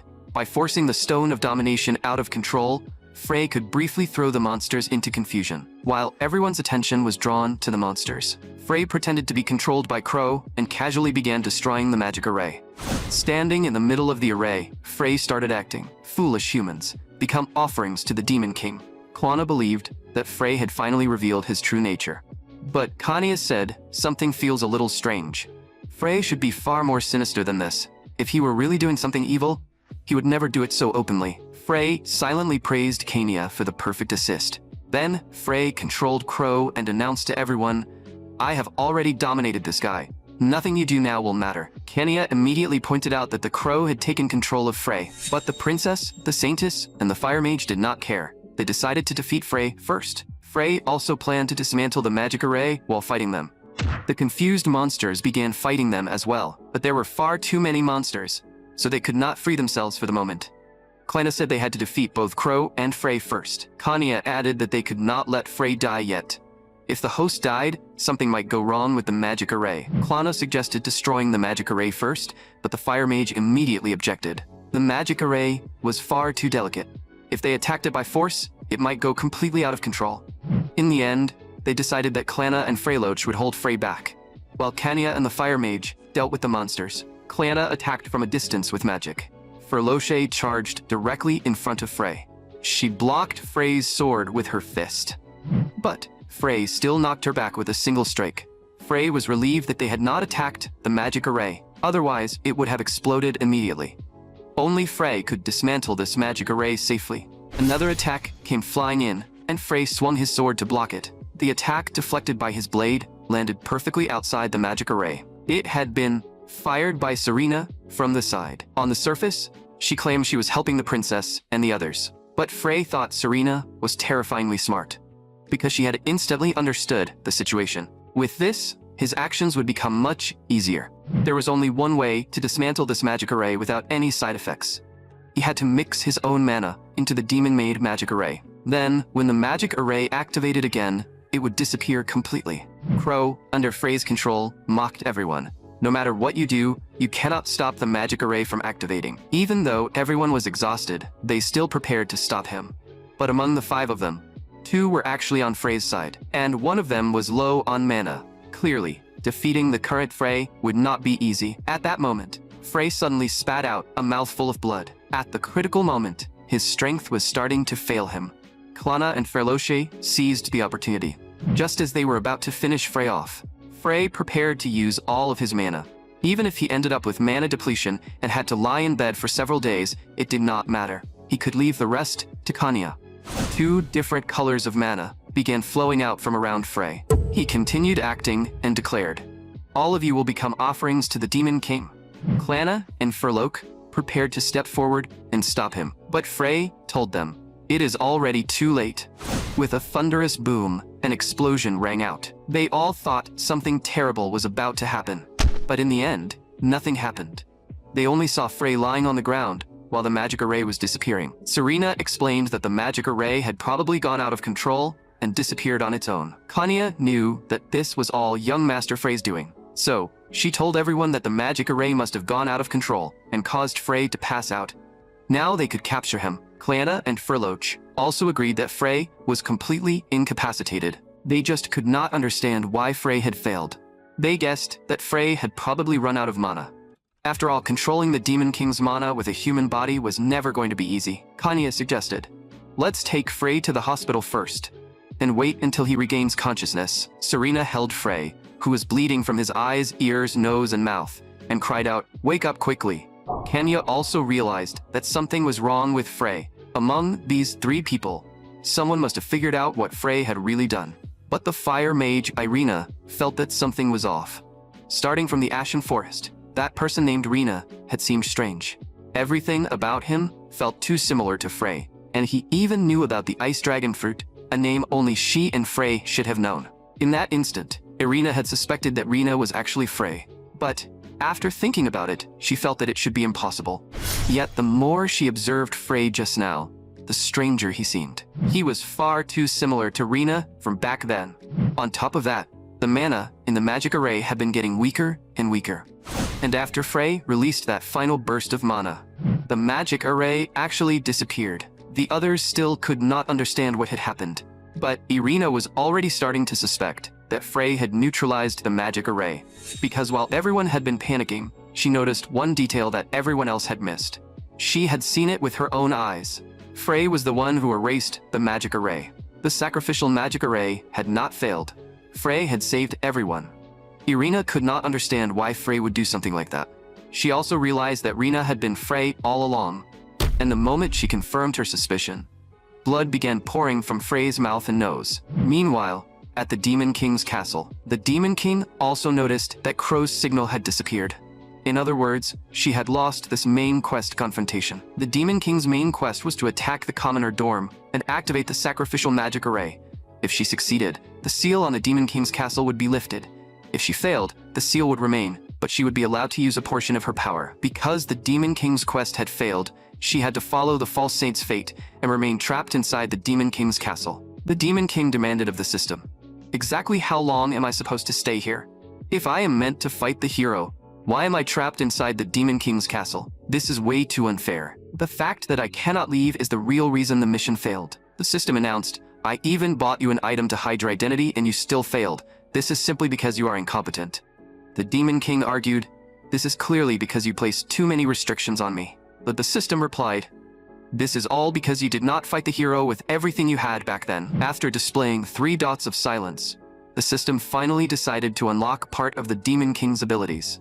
The avatar ability was unlocked, allowing the Demon King to move a portion of her consciousness into an avatar and act through it. Just as the Demon King prepared to go all out, the system added, "The avatar can only use a portion of the main body's power each day." The Demon King felt that the system was being far too stingy. But the system told her, the hero does not even know who his opponent is. The Demon King had no choice but to accept this result. But she still believed that in the end, she would be the one to win. The Demon King pushed open the gate that had sealed her away. At last, she stepped into the outside world. She sneered, "I'm out now. You have no chance of winning anymore." Meanwhile, Frey's consciousness gradually began to blur. The next second, he found himself in a forest. He had just been inside the commoner dorm, yet now he had suddenly appeared in this forest. Frey could tell that this place was different, but the atmosphere felt similar to when he had seen Saintess Verloche's memory last time. One thing was certain. He had been thrown into another memory. He could only hope that he would not fall into another terrifying nightmare. Then Frey heard a voice. It was young Frey calling for his mother. Frey remembered that this was probably when he got lost as a child. A werewolf appeared beside young Frey. Just as young Frey was about to be killed by the werewolf, a fireball suddenly appeared and saved him. The werewolf that had been struck fled in panic. It turned out that the one who saved young Frey was Irina. Young Frey tried to hug her and thank her, but Irina stopped him. Irina even said, "Don't get the wrong idea. I'm not your friend. I hate nobles more than anything." Those words made young Frey cry on the spot. Frey guessed that this must have been the first time he met Irina. But Frey had no memory of this at all. In his memory, the first time he met Irina, she had still been a bounty hunter. After that, he had gotten lost in the mountains with his mother. Back then, neither the werewolf nor Irina had appeared. In the end, it was his father who found him. This memory was just like Verloche's last time. Something was different. Frey guessed that his memories really had been controlled, but he could not understand who was playing with his memories. Irina planned to bring young Frey back to the ducal family and claim the reward. Young Frey said that his mother had told him to wait for her here. Irina told him, "Your father has been looking for you this whole time, so your mother should be at home too." After hearing that, young Frey agreed to go back with her. Frey still could not understand what was going on, but he decided to follow them and see what happened. On the way back, Irina learned that young Frey had been in the mountains for 3 hours. But the ducal family's notice searching for Frey had already been posted for 2 days. Irina found it strange, but she did not think too deeply about it. Even young Frey could not remember why he had hidden in the forest. It seemed like he had been playing hide-and-seek with his mother. But after hiding, he remembered nothing. Irina guessed that young Frey's mother might have controlled his memories. Just then, a wolf howl frightened young Frey. Irina told him, "Don't make such a fuss. Even if a werewolf appears, it will be fine, because I can take care of it easily." But the monster that appeared was beyond Irina's expectations. A massive werewolf locked its eyes on the two of them.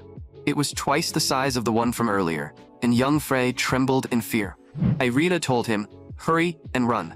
But Irina was suddenly grabbed by the werewolf. Young Frey thought he could not abandon his friend and run away alone, so he unleashed a flurry of tiny punches on the werewolf. This only angered the werewolf, making it squeeze Irina even harder. Irina could not understand what Frey was even trying to do. The werewolf then turned its gaze toward young Frey, but even though it looked at him, it did not attack him. It even leaned closer and sniffed young Frey's scent. Frey, who was watching everything from the side, had no idea what was going on. But this werewolf gave him a strangely familiar feeling. And yet, in his memories, he did not know any werewolves. Frey's head throbbed in pain, but he still could not remember who it was. At that moment, young Frey curled up on the ground, trembling in fear. Irina endured the pain and released a fireball. That magic attack completely enraged the werewolf. It sent young Frey flying with a single swipe of its claw. Young Frey slammed hard into a tree. Irina was also thrown to the ground by the werewolf and brutally battered. She even thought she was going to die there. Just then, a beam of white light suddenly struck the werewolf. That attack actually managed to injure it. Irina had no idea what had just happened. It turned out that young Frey, now bursting with mana, had picked up a tree branch. Young Frey stood in front of Irina. Then he raised the branch and charged at the werewolf. The werewolf also swung its claws, ready to finish young Frey off. But at that moment, the werewolf suddenly regained a trace of reason. Its claws stopped in midair. Young Frey's full-force strike landed directly on the werewolf's stomach. The werewolf spat blood from the pain. A moment later, it lost consciousness. Because of the werewolf's attack, young Irina was left with a permanent scar on her face. Irina had not expected Frey to be hiding this kind of power. She thought to herself, if you were that strong, you should have used it sooner. But young Frey immediately passed out, and Irina guessed it was because he had used up all his mana. On the other side, Frey also let out a sigh of relief. What he could not understand was why the werewolf had suddenly stopped just now. The reason his head was hurting seemed to be connected to that as well. A child's weak attack should not have had any effect on a werewolf. The only reason it worked was because the werewolf had given up resisting. That was why young Frey's attack actually succeeded. Frey guessed that the werewolf must have known him. Even at a moment like that, it had not completely lost its reason, which meant Frey and the werewolf must have been extremely close. At that moment, the environment around Frey began to change, and the memory came to an end. Not long after, on the other side, Princess Klana and Saintess Fairloak were still discussing Frey's condition. Because he had been unconscious for several days and still had not woken up, Klana declared, we just need to do our part and push all the blame onto Frey. Since we want to kill him, we must use whatever means necessary and corner him before he regains consciousness. Furlosh hesitated, but it still feels wrong for a Saintess to lie. Klana replied, we have no other choice. If we do not do this, we will be the ones in trouble. Although we still do not have enough evidence. That bastard did indeed invade the commoner dorm and help the Demon King's army. As long as we leak this information to the public, people will start suspecting that Frey is working for the Demon King. Because of his special privilege, he will not be punished, but his position will definitely be affected. Saintess Fairlosh did not really understand what the princess was talking about, but she decided that listening to her was the right choice. After that, Klana's knight came to report. The blonde woman, Isabel, has woken up. Klana immediately prepared to question her, thinking to herself, we might be able to find a clue. So she ordered her knight, stay here and guard Crow and the necklace. After they left, the Demon King arrived. She cast hypnosis magic on the knight. The knight was immediately hypnotized. The Demon King had come here to investigate why the mission had failed. By using Crow's corpse, she could see what had happened. As expected, she saw Frey stopping the sacrificial magic array. So he is the hero, she realized. Now that I have confirmed my enemy, things will be much easier. The Demon King released an unknown spell. From now on, I must get rid of the hero first, she decided. After that, 3 more months passed. Frey still had not woken up, so Serena interrogated Kania. What is really going on? A simple mana rampage could not leave someone unconscious for 3 months. You have been by Frey's side this whole time. There's no way you do not know anything. Kania did know the reason, but she could not say it. Just as Serena was about to take action and investigate, a sound came from outside the door. Irina arrived, saying, I am here to clean the room. She had to come because of the death contract. If she did not obey it, she would die. She even told Kania and Serena, do not mind me. Just keep talking freely. Clearly, she also wanted to use this chance to gather information about Frey. So Serena pulled Kania outside to talk. Irina also seized the chance to investigate for clues. But at that moment, Frey suddenly coughed up blood violently. Clearly, the system had judged that someone had discovered Frey's true identity. Frey asked Irina, why are you here? Then he asked, how long have I been unconscious? Irina told him, you have been unconscious for 3 whole months. Frey thought to himself, being unconscious for this long is probably caused by the system's punishment. The system announced, permanent negative effect, Oathbreaker's fate. the user's life force and lifespan will be greatly reduced. Number of people who discovered the truth? 2. Serena's memories were controlled, so it probably is not her. Among Princess Clana, Saintus Ferlochi, and the Fire Mage Arena, someone discovered my identity as the false villain. But they do not know me that well, so they should not have been able to see through me so easily. I have always hidden part of my strength in battle. I only used my full power once. That was when I went to the Ashen Forest with Irina. The panicked Irina was about to go call a doctor. Frey realized she must have seen the battle at the commoner dorm. He began to suspect that Irina had discovered his identity as the false villain. Frey wanted to test Irina, but he was afraid that if Irina had not actually discovered the truth, things would only become more complicated. So he decided to investigate in secret first. Serena and Kania also rushed over after hearing the commotion. Frey announced, "Only Kania needs to stay here." Then he ordered Serena and Irina, "Leave." Frey asked Kania, "Have you found out who discovered my identity?" Kania replied, "I have not found anything yet." Frey then muttered, "Irina might have already figured it out." Kania promised, "I will focus on investigating her." After that, Frey instructed Kania, "Go make me something to eat." At that moment, the system displayed another message. Frey knew it could not be anything good, and he almost did not dare to look at it. The system announced, "Special situation. The enemy has discovered your identity. The enemy now has the advantage." Frey could barely imagine how he was supposed to survive. Hiding his identity while completing missions was hard enough. Not only did he have to defeat the Demon King's army, but now a new enemy had appeared out of nowhere. From the very beginning, all 5 heroines had awakened their memories from the previous life. Then the system kept throwing unexpected situations at him one after another. The difficulty of hiding his identity in front of the heroines had also become much higher, and avoiding them was impossible. Fortunately, Kanya was still by his side. Without her help, Frey might have died long ago. Meanwhile, on Irina's side, she could not understand why Frey was hiding his identity. She wanted to ask him directly, but she could not bring herself to say it. So Irina also decided to investigate Frey. On the other side, Princess Clana went to the Empress, hoping to secure permission to arrest Frey, but the Empress blocked her request. The knight beside her apologized to Clana. "It is my fault that Crow's corpse went missing. Because of me, our evidence against Frey has disappeared as well." Clana replied coldly, "It does not matter. As long as we insist that Frey is working with the Demon King, that will be enough." She was determined to send Frey to the gallows. Meanwhile, Saintess Fairloke also could not understand why Frey had not woken up yet. She thought to herself, "The game is almost over, and I have played the fool for long enough. It is about time for me to take action, because that red-haired demon has already begun moving as well." At the same time, on Serena's side, a letter from the Magic Tower Master was delivered. The moment she opened the letter, a magic circle appeared. This letter contained Serena's sealed memories. As promised, the Magic Tower Master had returned those memories to her. With her memories restored, Serena prepared to mess with the system. Meanwhile, on the other side, Frey decided that this time, he would definitely save the world they lived in a mysterious cave. This place was the lair of a dragon. The Demon King arrived there. She ordered the dragon to gather the scattered forces of the Demon King's army. It was time to kill the hero, Manaka Issei, the hero who saved this world 1,000 years ago, and his descendant, the current hero, Frey Ravo Seret. In order to open the hidden route according to the system and the prophecy book, Frey had driven the people important to him and the heroines into deadly despair in his previous life. After he achieved his goal, the hidden route, the path of the false villain, was opened. You have already destroyed the world once. You are the true false villain. The path to saving the world has opened for you. Please use the false villain system to save the world. When that time comes, you will obtain your one and only happiness.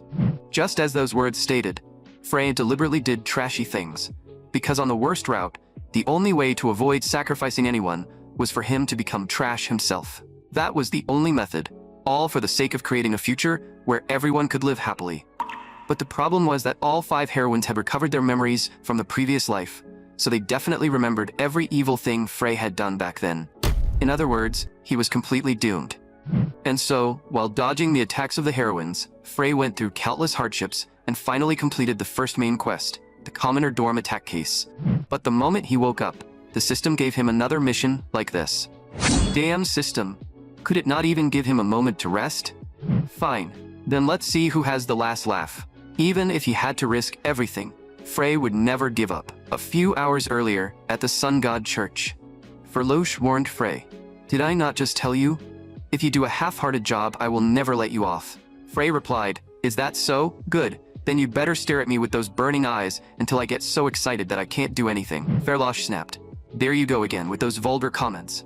Frey, do not forget that you are currently under disciplinary supervision. That was right. After the commoner dorm case ended, Frey had not become the main culprit. But the incident was connected to the Demon King's army, and its scale was too large. The news spread too fast and too widely to be hidden in time. Although the royal family and the church desperately defended Frey, in the end, they still had to punish him. His punishment was to help prepare a festival at the Sun God Church orphanage under Saintus Ferloch's supervision, and the incident was considered settled. Of course, on the false villain route, Frey could not perform good deeds that stood out too much, so right now, he planned to slack off as much as possible.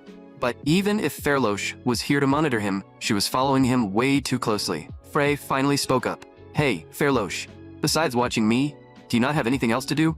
Lady Saintus, you sure have a lot of free time. Ferloch answered. That is only because I am afraid you are planning something evil again, Frey complained. That is ridiculous. I was unconscious for 3 months.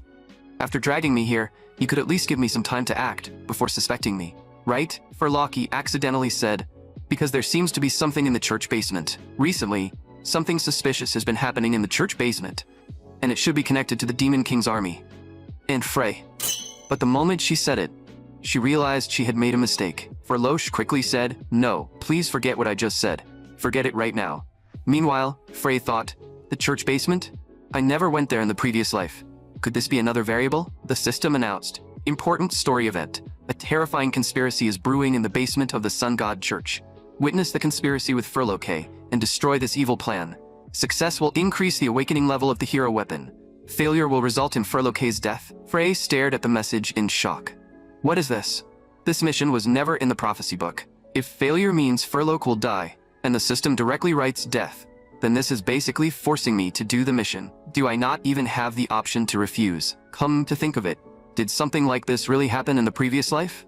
Ferloch stared at Frey and said, You really do know something. Tell me right now, what are you planning? Frey asked in return, Are you that curious? Then come with me and confirm it yourself. At that moment, someone was secretly watching Frey and Ferloch. After the two entered the basement, Ferloch gasped. To think a place like this existed beneath the church. Frey asked, This place looks like it has been here for a while. Lady Saintus, did you really not know about it? Ferloch shouted, I investigated it myself. At some point, I started sensing an evil presence coming from the basement. But when I tried to investigate, they said they were handling the legal items, and that the Saintus did not need to worry. Then they stopped me from entering. Frey guessed that security here had probably loosened today, because everyone was busy preparing for the festival. In a way, that was a stroke of luck. Ferloch said, This is our chance to uncover the Demon King's army's evil plan. Frey thought to himself, Is saying this in front of me, a suspected member of the Demon King's army, really a good idea? Then, words appeared on a stone tablet. They said, In the beginning, there were the Sun God, the Moon God, and the Star God. Under the protection of these 3 gods, the world prospered. Frey wondered why this kind of writing was here, and this was also the first time he had seen anything about the Moon God and the Star God. Saintus Ferloch said she had seen this writing before. When she went to the Western continent in the past, she had seen stone tablets with similar writing. She tried to decipher them, but because she could not understand them, she eventually gave up. Frey thought, the Western continent. The information I want might be there. This is an unexpected game.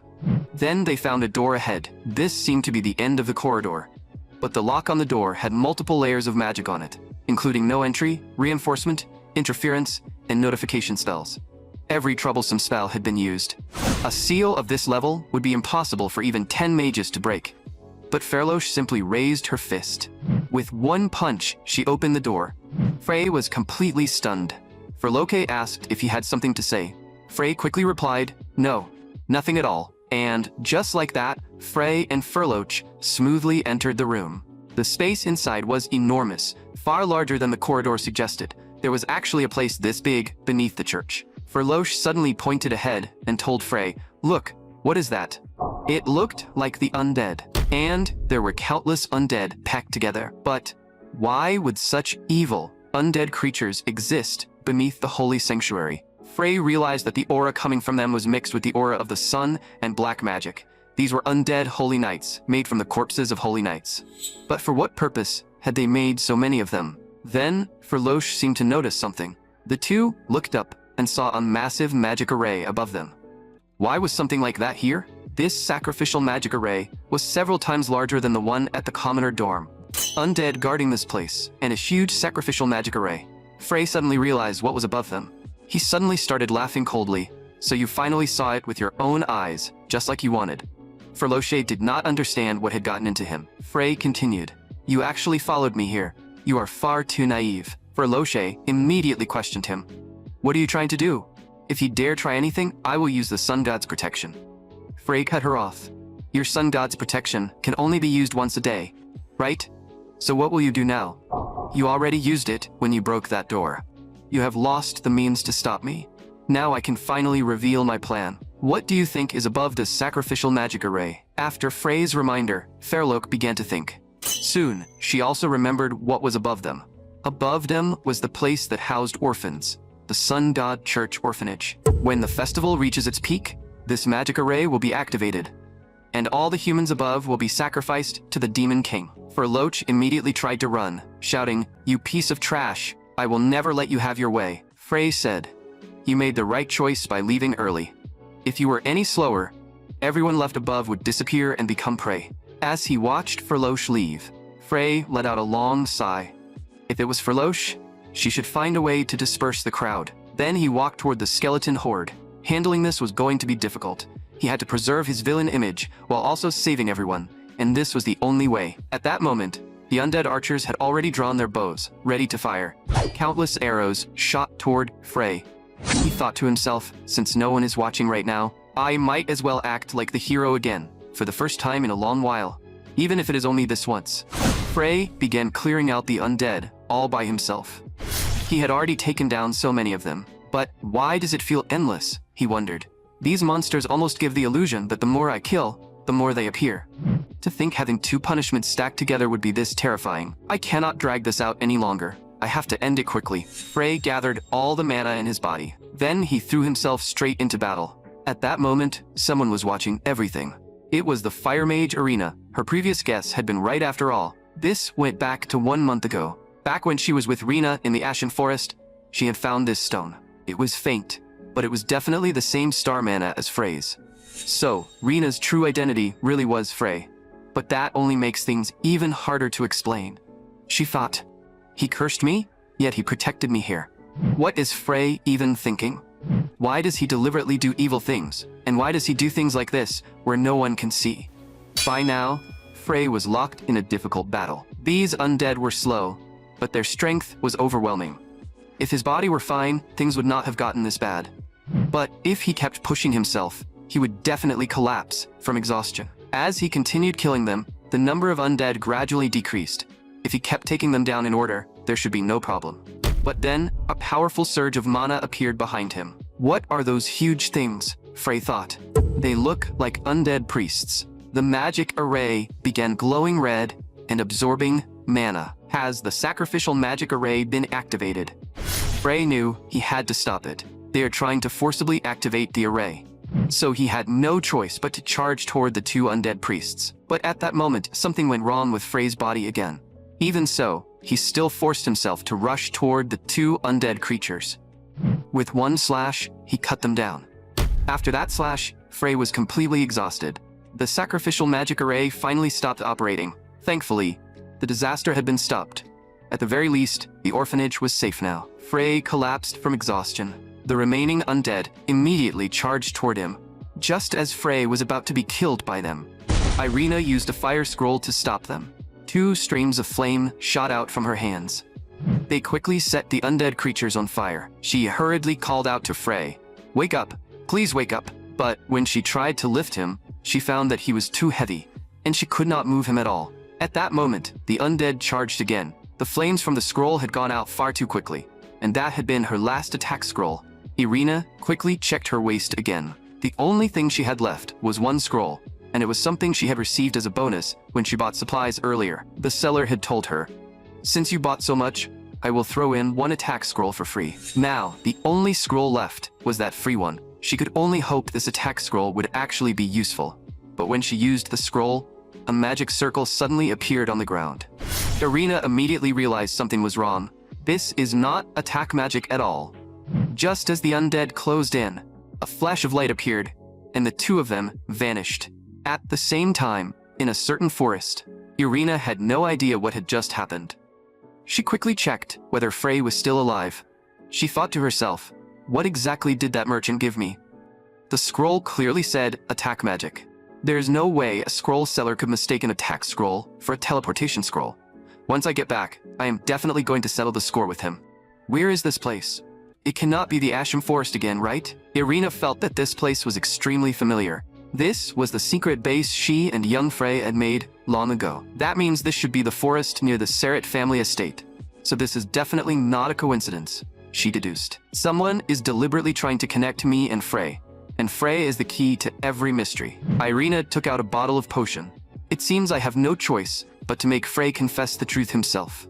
One night passed, and the next day arrived. When Frey woke up, he started coughing blood again. He still had no idea where he was. Then a voice spoke to him. Young master, you are awake. The person in front of him looked like Kania. She said, yes, young master, I am so glad you woke up. Frey assumed that Kania had saved him. Irina was relieved that Frey had not noticed the cognitive distortion, and said, I was a little worried about Lord Frey, so I stayed nearby. Frey asked, where are we? Why does this place feel so familiar? It felt like somewhere he had seen when he was a child. Irina quickly changed the subject and asked, young master, are you hungry? I prepared some food, so please eat something. Frey thought to himself, as expected of Kania, she prepared so much. But as he looked around, something still felt off. That immediately made Irina nervous. Frey looked at the fruit and said, I have not seen this in a long time. Back then, I always ate it as dessert after meals. But what was it called again? I remember the name was strange. Irina reminded him, young master, this is called ice dragon fruit. Frey remembered as well. That's right, the name is pretty funny. I can't believe it was named after an ice dragon. Irina then pretended to have trouble asking, young master, what exactly happened this time? I do not understand the situation at all. Frey did not know where to begin. After that, Irina understood some of it. She summarized it by saying, in other words, young master, you are currently saving the world as the hero, but unexpected things keep happening. Is that what you mean? Frey replied, that is basically it, although you skipped a lot of details. Then Irina excused herself, saying, I need to go to the restroom. As Frey watched her leave, he let out a long sigh and thought, she really is not good at acting. Irina secretly went to the riverside alone. My mind is a complete mess, she thought. To think that everything I have done before was actually interfering with the hero. But that man killed me once before, and that is also true. What am I supposed to do now? Just then, a spell suddenly flew toward Irina. She quickly blocked it with fire magic. Then she demanded, who is there? As expected, her guess had been right. The person who appeared was Frey. He said, so this is where you were. Irina said quietly, I really am not suited for this. She canceled the cognitive distortion magic. In truth, Frey should have noticed it the moment he saw that mana. Frey also confirmed that the person who had discovered his identity last time was Irina. Irina pointed at Frey and demanded, answer me, Frey. Why should I save you? Frey replied, you do not have to help me. After all, I already prepared myself to be hated by everyone. You only need to wait a little longer. Once everything is over, I will properly apologize to you. Until then, let me protect you. After hearing that, Irina lowered her head. She said, you really are annoying. Protect me? How are you supposed to protect anyone when you keep collapsing all the time? If you want to apologize, then you should survive first. So you better take this seriously. Until you apologize to me, I will not let you die. Frey could tell that Irina had forgiven him. He said, we wasted an expensive potion. Let's head back first. From the strange mission that appeared out of nowhere, to the scroll that suddenly sent them here, everything bothered Frey. It felt as if someone was secretly controlling all of this. Meanwhile, somewhere else, inside a closed tavern, someone pushed open the door. The owner said, sorry, we are closed for the day. Please go to another place. But the visitor replied, you look pretty relaxed, Demerkan. The owner immediately stopped moving.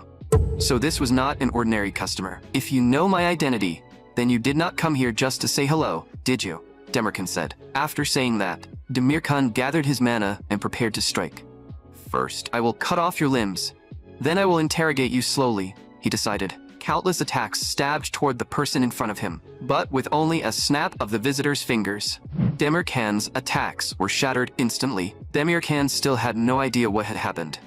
Then, the space around him began to crack. Demirkan was struck by a massive surge of mana, fell to the ground, and spat blood. He was shocked, wondering, how could my space magic be broken like this? Just a casual wave of the hand could achieve this much. Someone with this kind of power.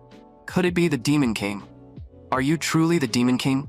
The visitor said, Demirkan, long time no see. That's right. I have returned.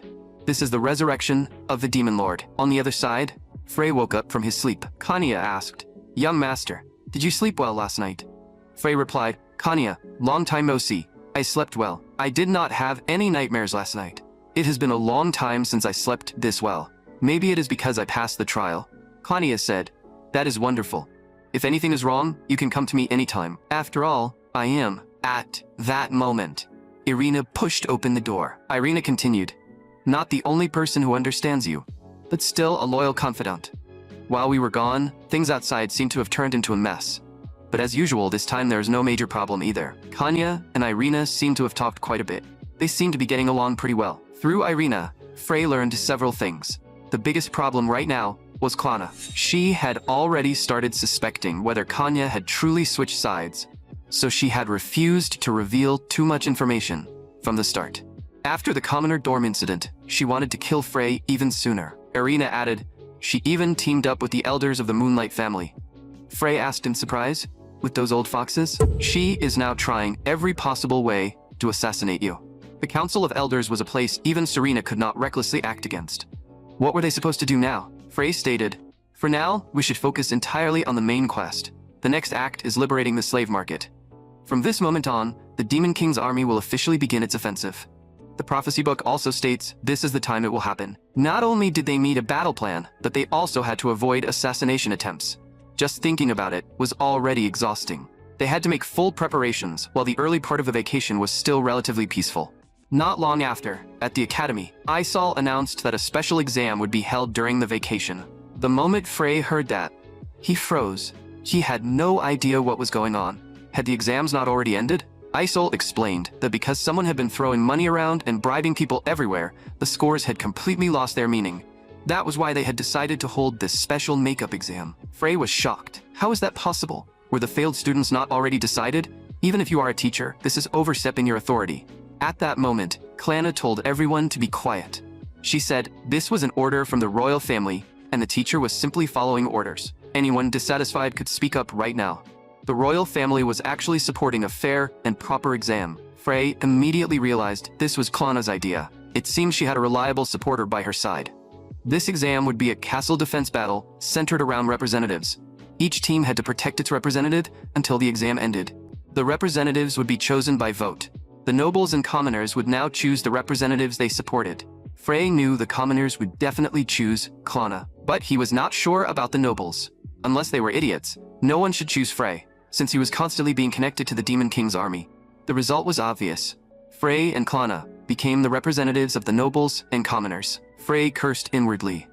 Damn it, they really are a bunch of idiots. Isol then announced, since each team's representative has been decided, I will now announce the assignments. The noble representative is Klana, and the commoner representative is Frey. The students were stunned when they heard this. Were they not supposed to choose the representative they supported? Isol explained, I told you to choose the representative you supported, but I never said that person would become the commander of your own group.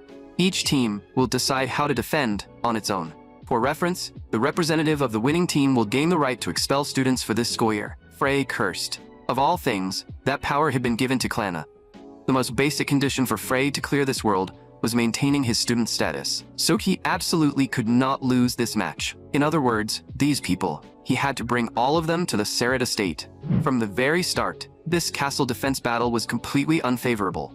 The other side could retreat to the Imperial Palace whenever they were in trouble. Kanya had already contacted the main household, telling them this was part of the exam and asking for their cooperation. Irina had also spoken to everyone and told them that Frey would cooperate. But why were the details of the prophecy book starting to differ in small ways? In any case, Frey needed their help. At that moment, the carriage suddenly stopped because someone was blocking the way. The coachman shouted, Hey, move aside. Do you know who is inside this carriage? The person replied, Looks like I found the right one. This is urgent. so forgive my rudeness. My name is Demirkan. I have come to meet young Master Frey Ravoseret. Everyone was shocked when they heard Demirkan's words. Kanya asked quietly, is he not the second in command of the Demon King's army? Why would the second in command of the Demon King's army suddenly appear here? Frey told them to stay here while he went out to deal with him. Do not worry. He does not seem like he is planning to attack. He probably has another purpose. Irina said she would go with him. If something happens to you, we need to know. Kanya also thought Irina was right. They had to stay by young Master Frey's side. Frey agreed to the request, but said he would be the one to speak with Demirkan. Frey asked, are you looking for me? Demirkan asked, are you young Master Frey? Then what is going on with the people beside you? Frey replied, you can think of them as my subordinates. So what business do you have with me? Demirkan said, young Master Frey, could you come with me for a moment? Frey asked, are you trying to kidnap me? Demirkan explained, not at all. You seem to have misunderstood. Young Master Frey, if you do not come, we cannot hold the meeting. Frey asked, what are you talking about? Demirkan declared, young Master Frey Ravoseret, from now on, you are the top executive of our Demon King's army. Frey had no idea what the sudden statement meant. Was this a trap? He immediately checked Demirkan's emotional state.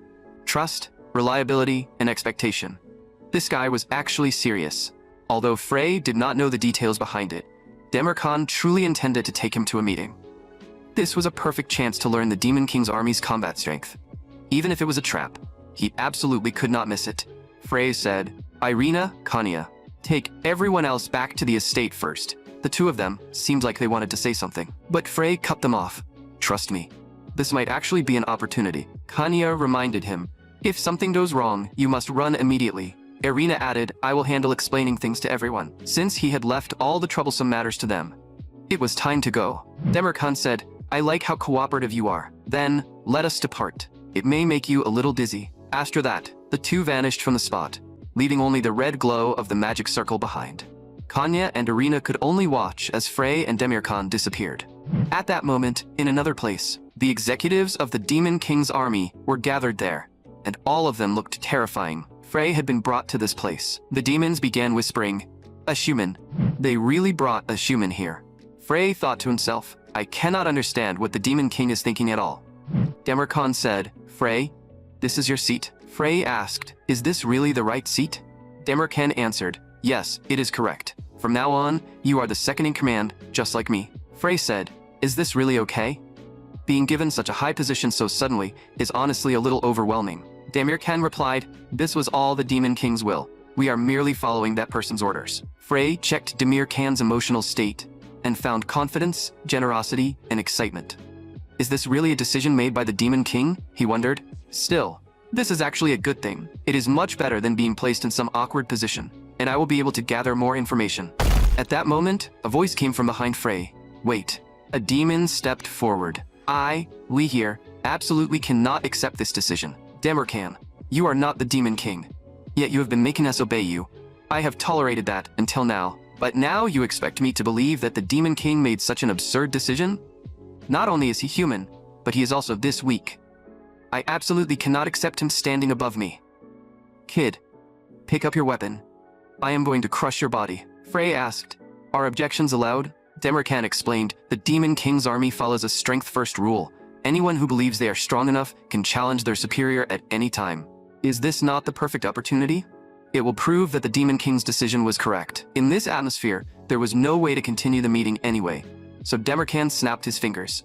The space around them immediately began to distort. Then everyone arrived at a wide open arena. Lihir declared, I am one who inherited the blood of a great demon and an orc. You are a descendant of the hero's family, are you not? Then I will defeat you here and now. I will prove in front of everyone that Demirkan is talking nonsense. And so, Frey's battle against the demon began. Lihir mocked him, saying, with that scrawny body, you have actually lasted this long. Not bad. Are you planning to keep defending forever? Frey thought, I have no idea what this guy is trying to do. The demon kept taunting him. Come on, show me something. Let me see your strength. Frey grumbled inwardly. Everything has already deviated from the prophecy book. Unexpected incidents keep interfering, and everything is slipping out of control. I am already irritated enough, and now I have to prove myself too. It is seriously annoying. Can I not get even a moment to breathe? You just told me to show you something, right? Fine. I will show you my strength. A powerful force erupted from Frey's body. Frey said coldly, "You picked a bad day. I am very angry right now." The demons could not believe it. How could a human possess this kind of power? Lee here immediately said that he had judged wrong and admitted defeat. But Frey acted as if he had not heard him and swung his sword straight down. The demon lost consciousness on the spot. Frey looked around and demanded, "Does anyone else have a problem? Step down now. I will take all of you down at once." Everyone instantly fell silent. Demirkan began clapping. Truly impressive. With that overwhelming power, you have completely adapted to the Demon King's army. Now, no one will challenge young Master Frey's authority. Then let us begin the meeting. Please come this way. But Frey said, "Not yet. There is still one right I have not used. Demirkan, I challenge you." Since both the system and the Demon King were variables, and they kept messing with him, having 2 second-in-commands in the Demon King's army would be inconvenient. Demirkan could not help saying, "You are adapting way too quickly." Frey decided that from now on, he would become a variable himself. Demirkan smiled and said, "You really are an interesting person. I would be happy to accept your request. But we cannot delay the meeting too long." Then Demirkan snapped his fingers. "Let us decide the outcome in one move." How does that sound? Frey thought that was not a bad idea. Demirkan was the second in command of the Demon King's army and used space magic. He was never the type who liked drawn-out battles, and Frey was the same in that regard. Demirkan said, "It has been a long time since anyone challenged me, so please understand if I fail to control my strength." Then, Demirkan raised his hand and released a spell. Frey swung out a slash to counter it head-on. The 2 mana attacks clashed against each other, neither side giving way. Demirkan thought to himself, "Our attacks have cancelled each other out. In that case, it is a draw." But Frey said, "Not necessarily, because the attack is not over yet." Demirkan was shocked to see a flash of light shoot out from Frey's sword. He had to block this strike no matter what. But because he had used all of his space power at once to decide the match in a single move, he no longer had any space power left to use. He thought in panic. Was Frey aiming for this from the very beginning? Was all of this within his calculations? Countless slashes flew toward Demirkan. The attacks landed all over his body. Without a doubt, Demirkan had lost the duel. He could not believe how things had turned out like this. Frey asked, "So I am the second in command now, right? No one has any objections anymore, do they? Then, let us restart the meeting." After that, no demon objected again. Everyone closed their mouths. The atmosphere was absolutely perfect. Frey decided to roughly sort out the situation first. He stated, "This is my first time attending the meeting, so I will simply listen for now. Demirkan will still be in charge of the meeting and handle whatever comes up." Demirkan announced respectfully, "Let the meeting begin." For some reason, he had become a little respectful. It seemed the Demon King's army's hierarchy was truly powerful. But this was a good thing. Frey could use this position to learn all of the Demon King's army's information. He had to find a way to obtain useful intel. Next came an important matter. Demirkan took out a photo. It showed the slave market that appeared in the main quest. Demirkan asked, "Everyone has finished reading the materials, correct?" Frey needs to listen carefully to this matter. The slave market will open soon, and the Demon King's army plans to purchase a large number of slaves there. Frey thought to himself, "These guys should stop dreaming.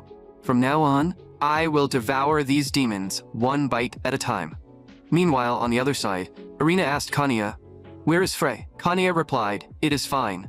Young Master will definitely be safe. That is right. There is no need to worry over something like this." Irina could only say, "Fine, then let us leave it at that." But at that moment, Irina seemed to notice something and called out to Kanya again. Kanya repeated, "I will say it again. Young Master will return safely. We should not worry for no reason. Let us focus on what we need to do." Not long after, they arrived at the Sarat ducal estate. Kanya asked, "You remember what Frey entrusted to us, correct?" Irina answered, "Of course." Kanya brought the commoner students into the estate. First, she gathered all the servants of the mansion. Then she told every servant, "Starting today, all of you will leave this estate." After that, she turned to the commoner students and declared, "Starting today, all of you will replace them and serve as the servants of the Sarat ducal family." The students were stunned. What had they just heard? Servants? Were they being treated as servants?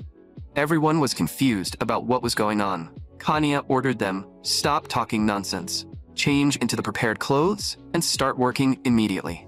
No complaints will be accepted. This is all in order from your commander, young Master Frey. Not long after, one student wrote down some information. Then she sent it out. This time, we will definitely get rid of Frey, she thought. And, beside her, a cat-shaped doll was silently watching. Not long after, Frey returned to the estate. Kenya asked, "Young master, are you unharmed?" Frey replied, "I told you I was fine. More importantly, why do you all look so pale?" Irina said, "Because while you were gone, Kanya was acting like that every day." "Never mind.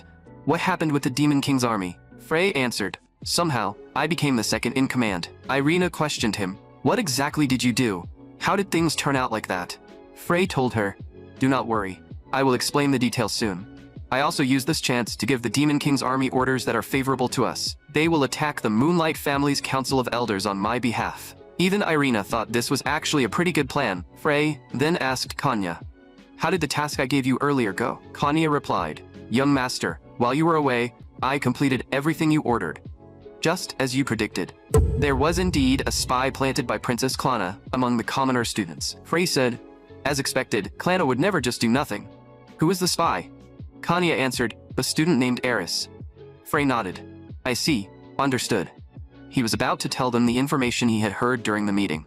But Irina thought the details could wait, and that he should rest first. She asked Frey, "Why do you look so worn out?" Frey answered, "It is nothing. I am always tired anyway. I am just too hungry right now. It is because they did not give me anything to eat." When Frey was about to eat, he immediately asked, "Are you kidding me? You are calling this dinner? Why is it this color? Did you actually poison it? Are they trying to assassinate me?" He wondered. For some reason, Frey felt a strange sense of déjà vu, as if he had been poisoned before. He thought, there are countless ingredients available, so how did they manage to make something like this? The girl explained, "Because we come from low backgrounds, we have never used ingredients like those before. As commoners, we have done our best, so I hope Lord Frey will understand." Frey asked for her name, and the girl answered, "My name is Eris." So she was the spy Kenya had mentioned. Everyone knew the name Eris. She was an important figure connected to the commoner dorm incident. Originally, she was the one who stopped that attack. In the future, she would become the leader who guided reform within the academy. For Klana, who was supported by the commoners, Eris was a very useful insider. Frey asked coldly, "Understand? You commoners really are hopeless. You actually expect me to eat this garbage." Then, Frey flipped over the food on the table. "You can eat this trash yourselves. It sits your level perfectly." After saying that, he left. At that moment, Eris held back her anger. When the others asked if she was okay, Eris answered, "I am fine. I already imagined situations worse than this. We only need to endure until the vacation is over." Frey thought to himself, "I had not expected to earn so many false villain points from that.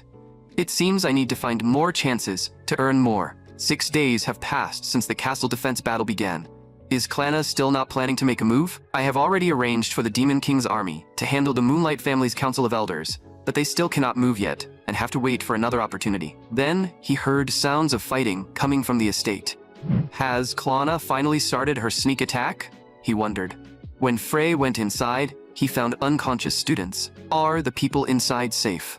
This is poison infused with the Moonlight family's mana. It is not a lethal dose, but anyone directly exposed to the poisonous gas will be unconscious for several hours.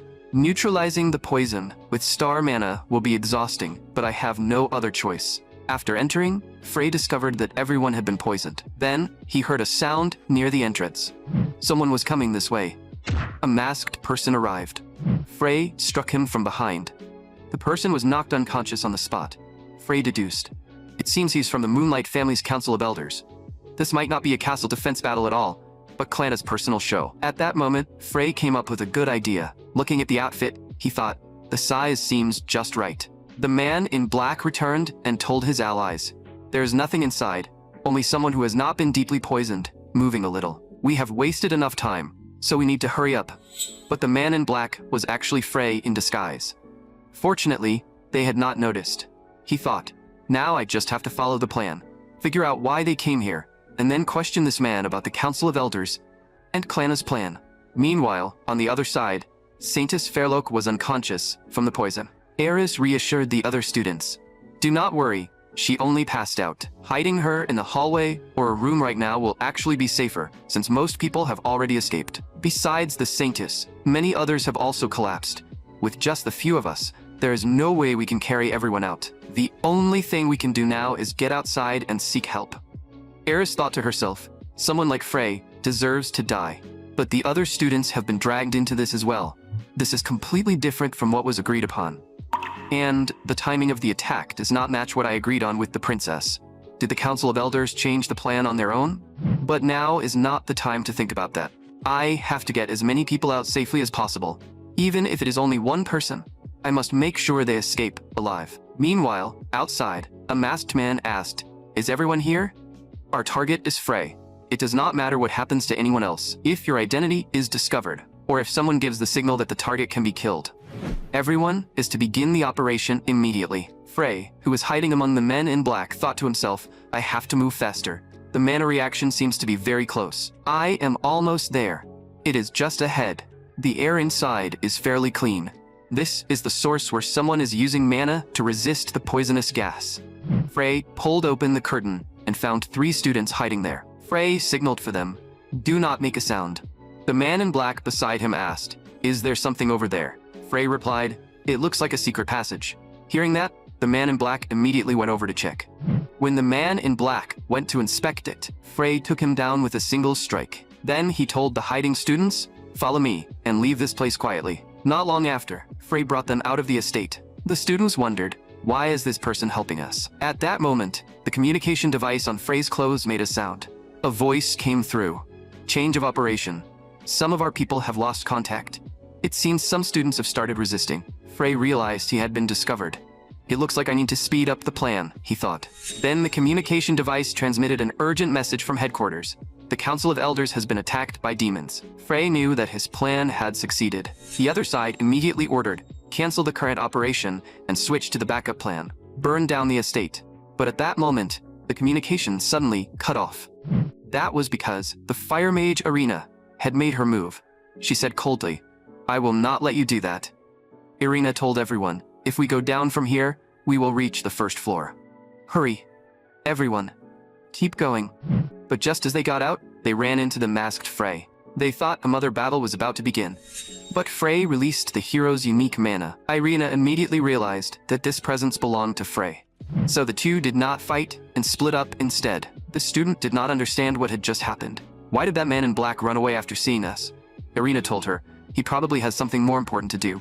Let us think about it after we get outside." So the group continued running out. Now Irina had also made it outside. The only place left was the basement. Frey had to check the situation there and sort everything out. When he went in, he found Eris.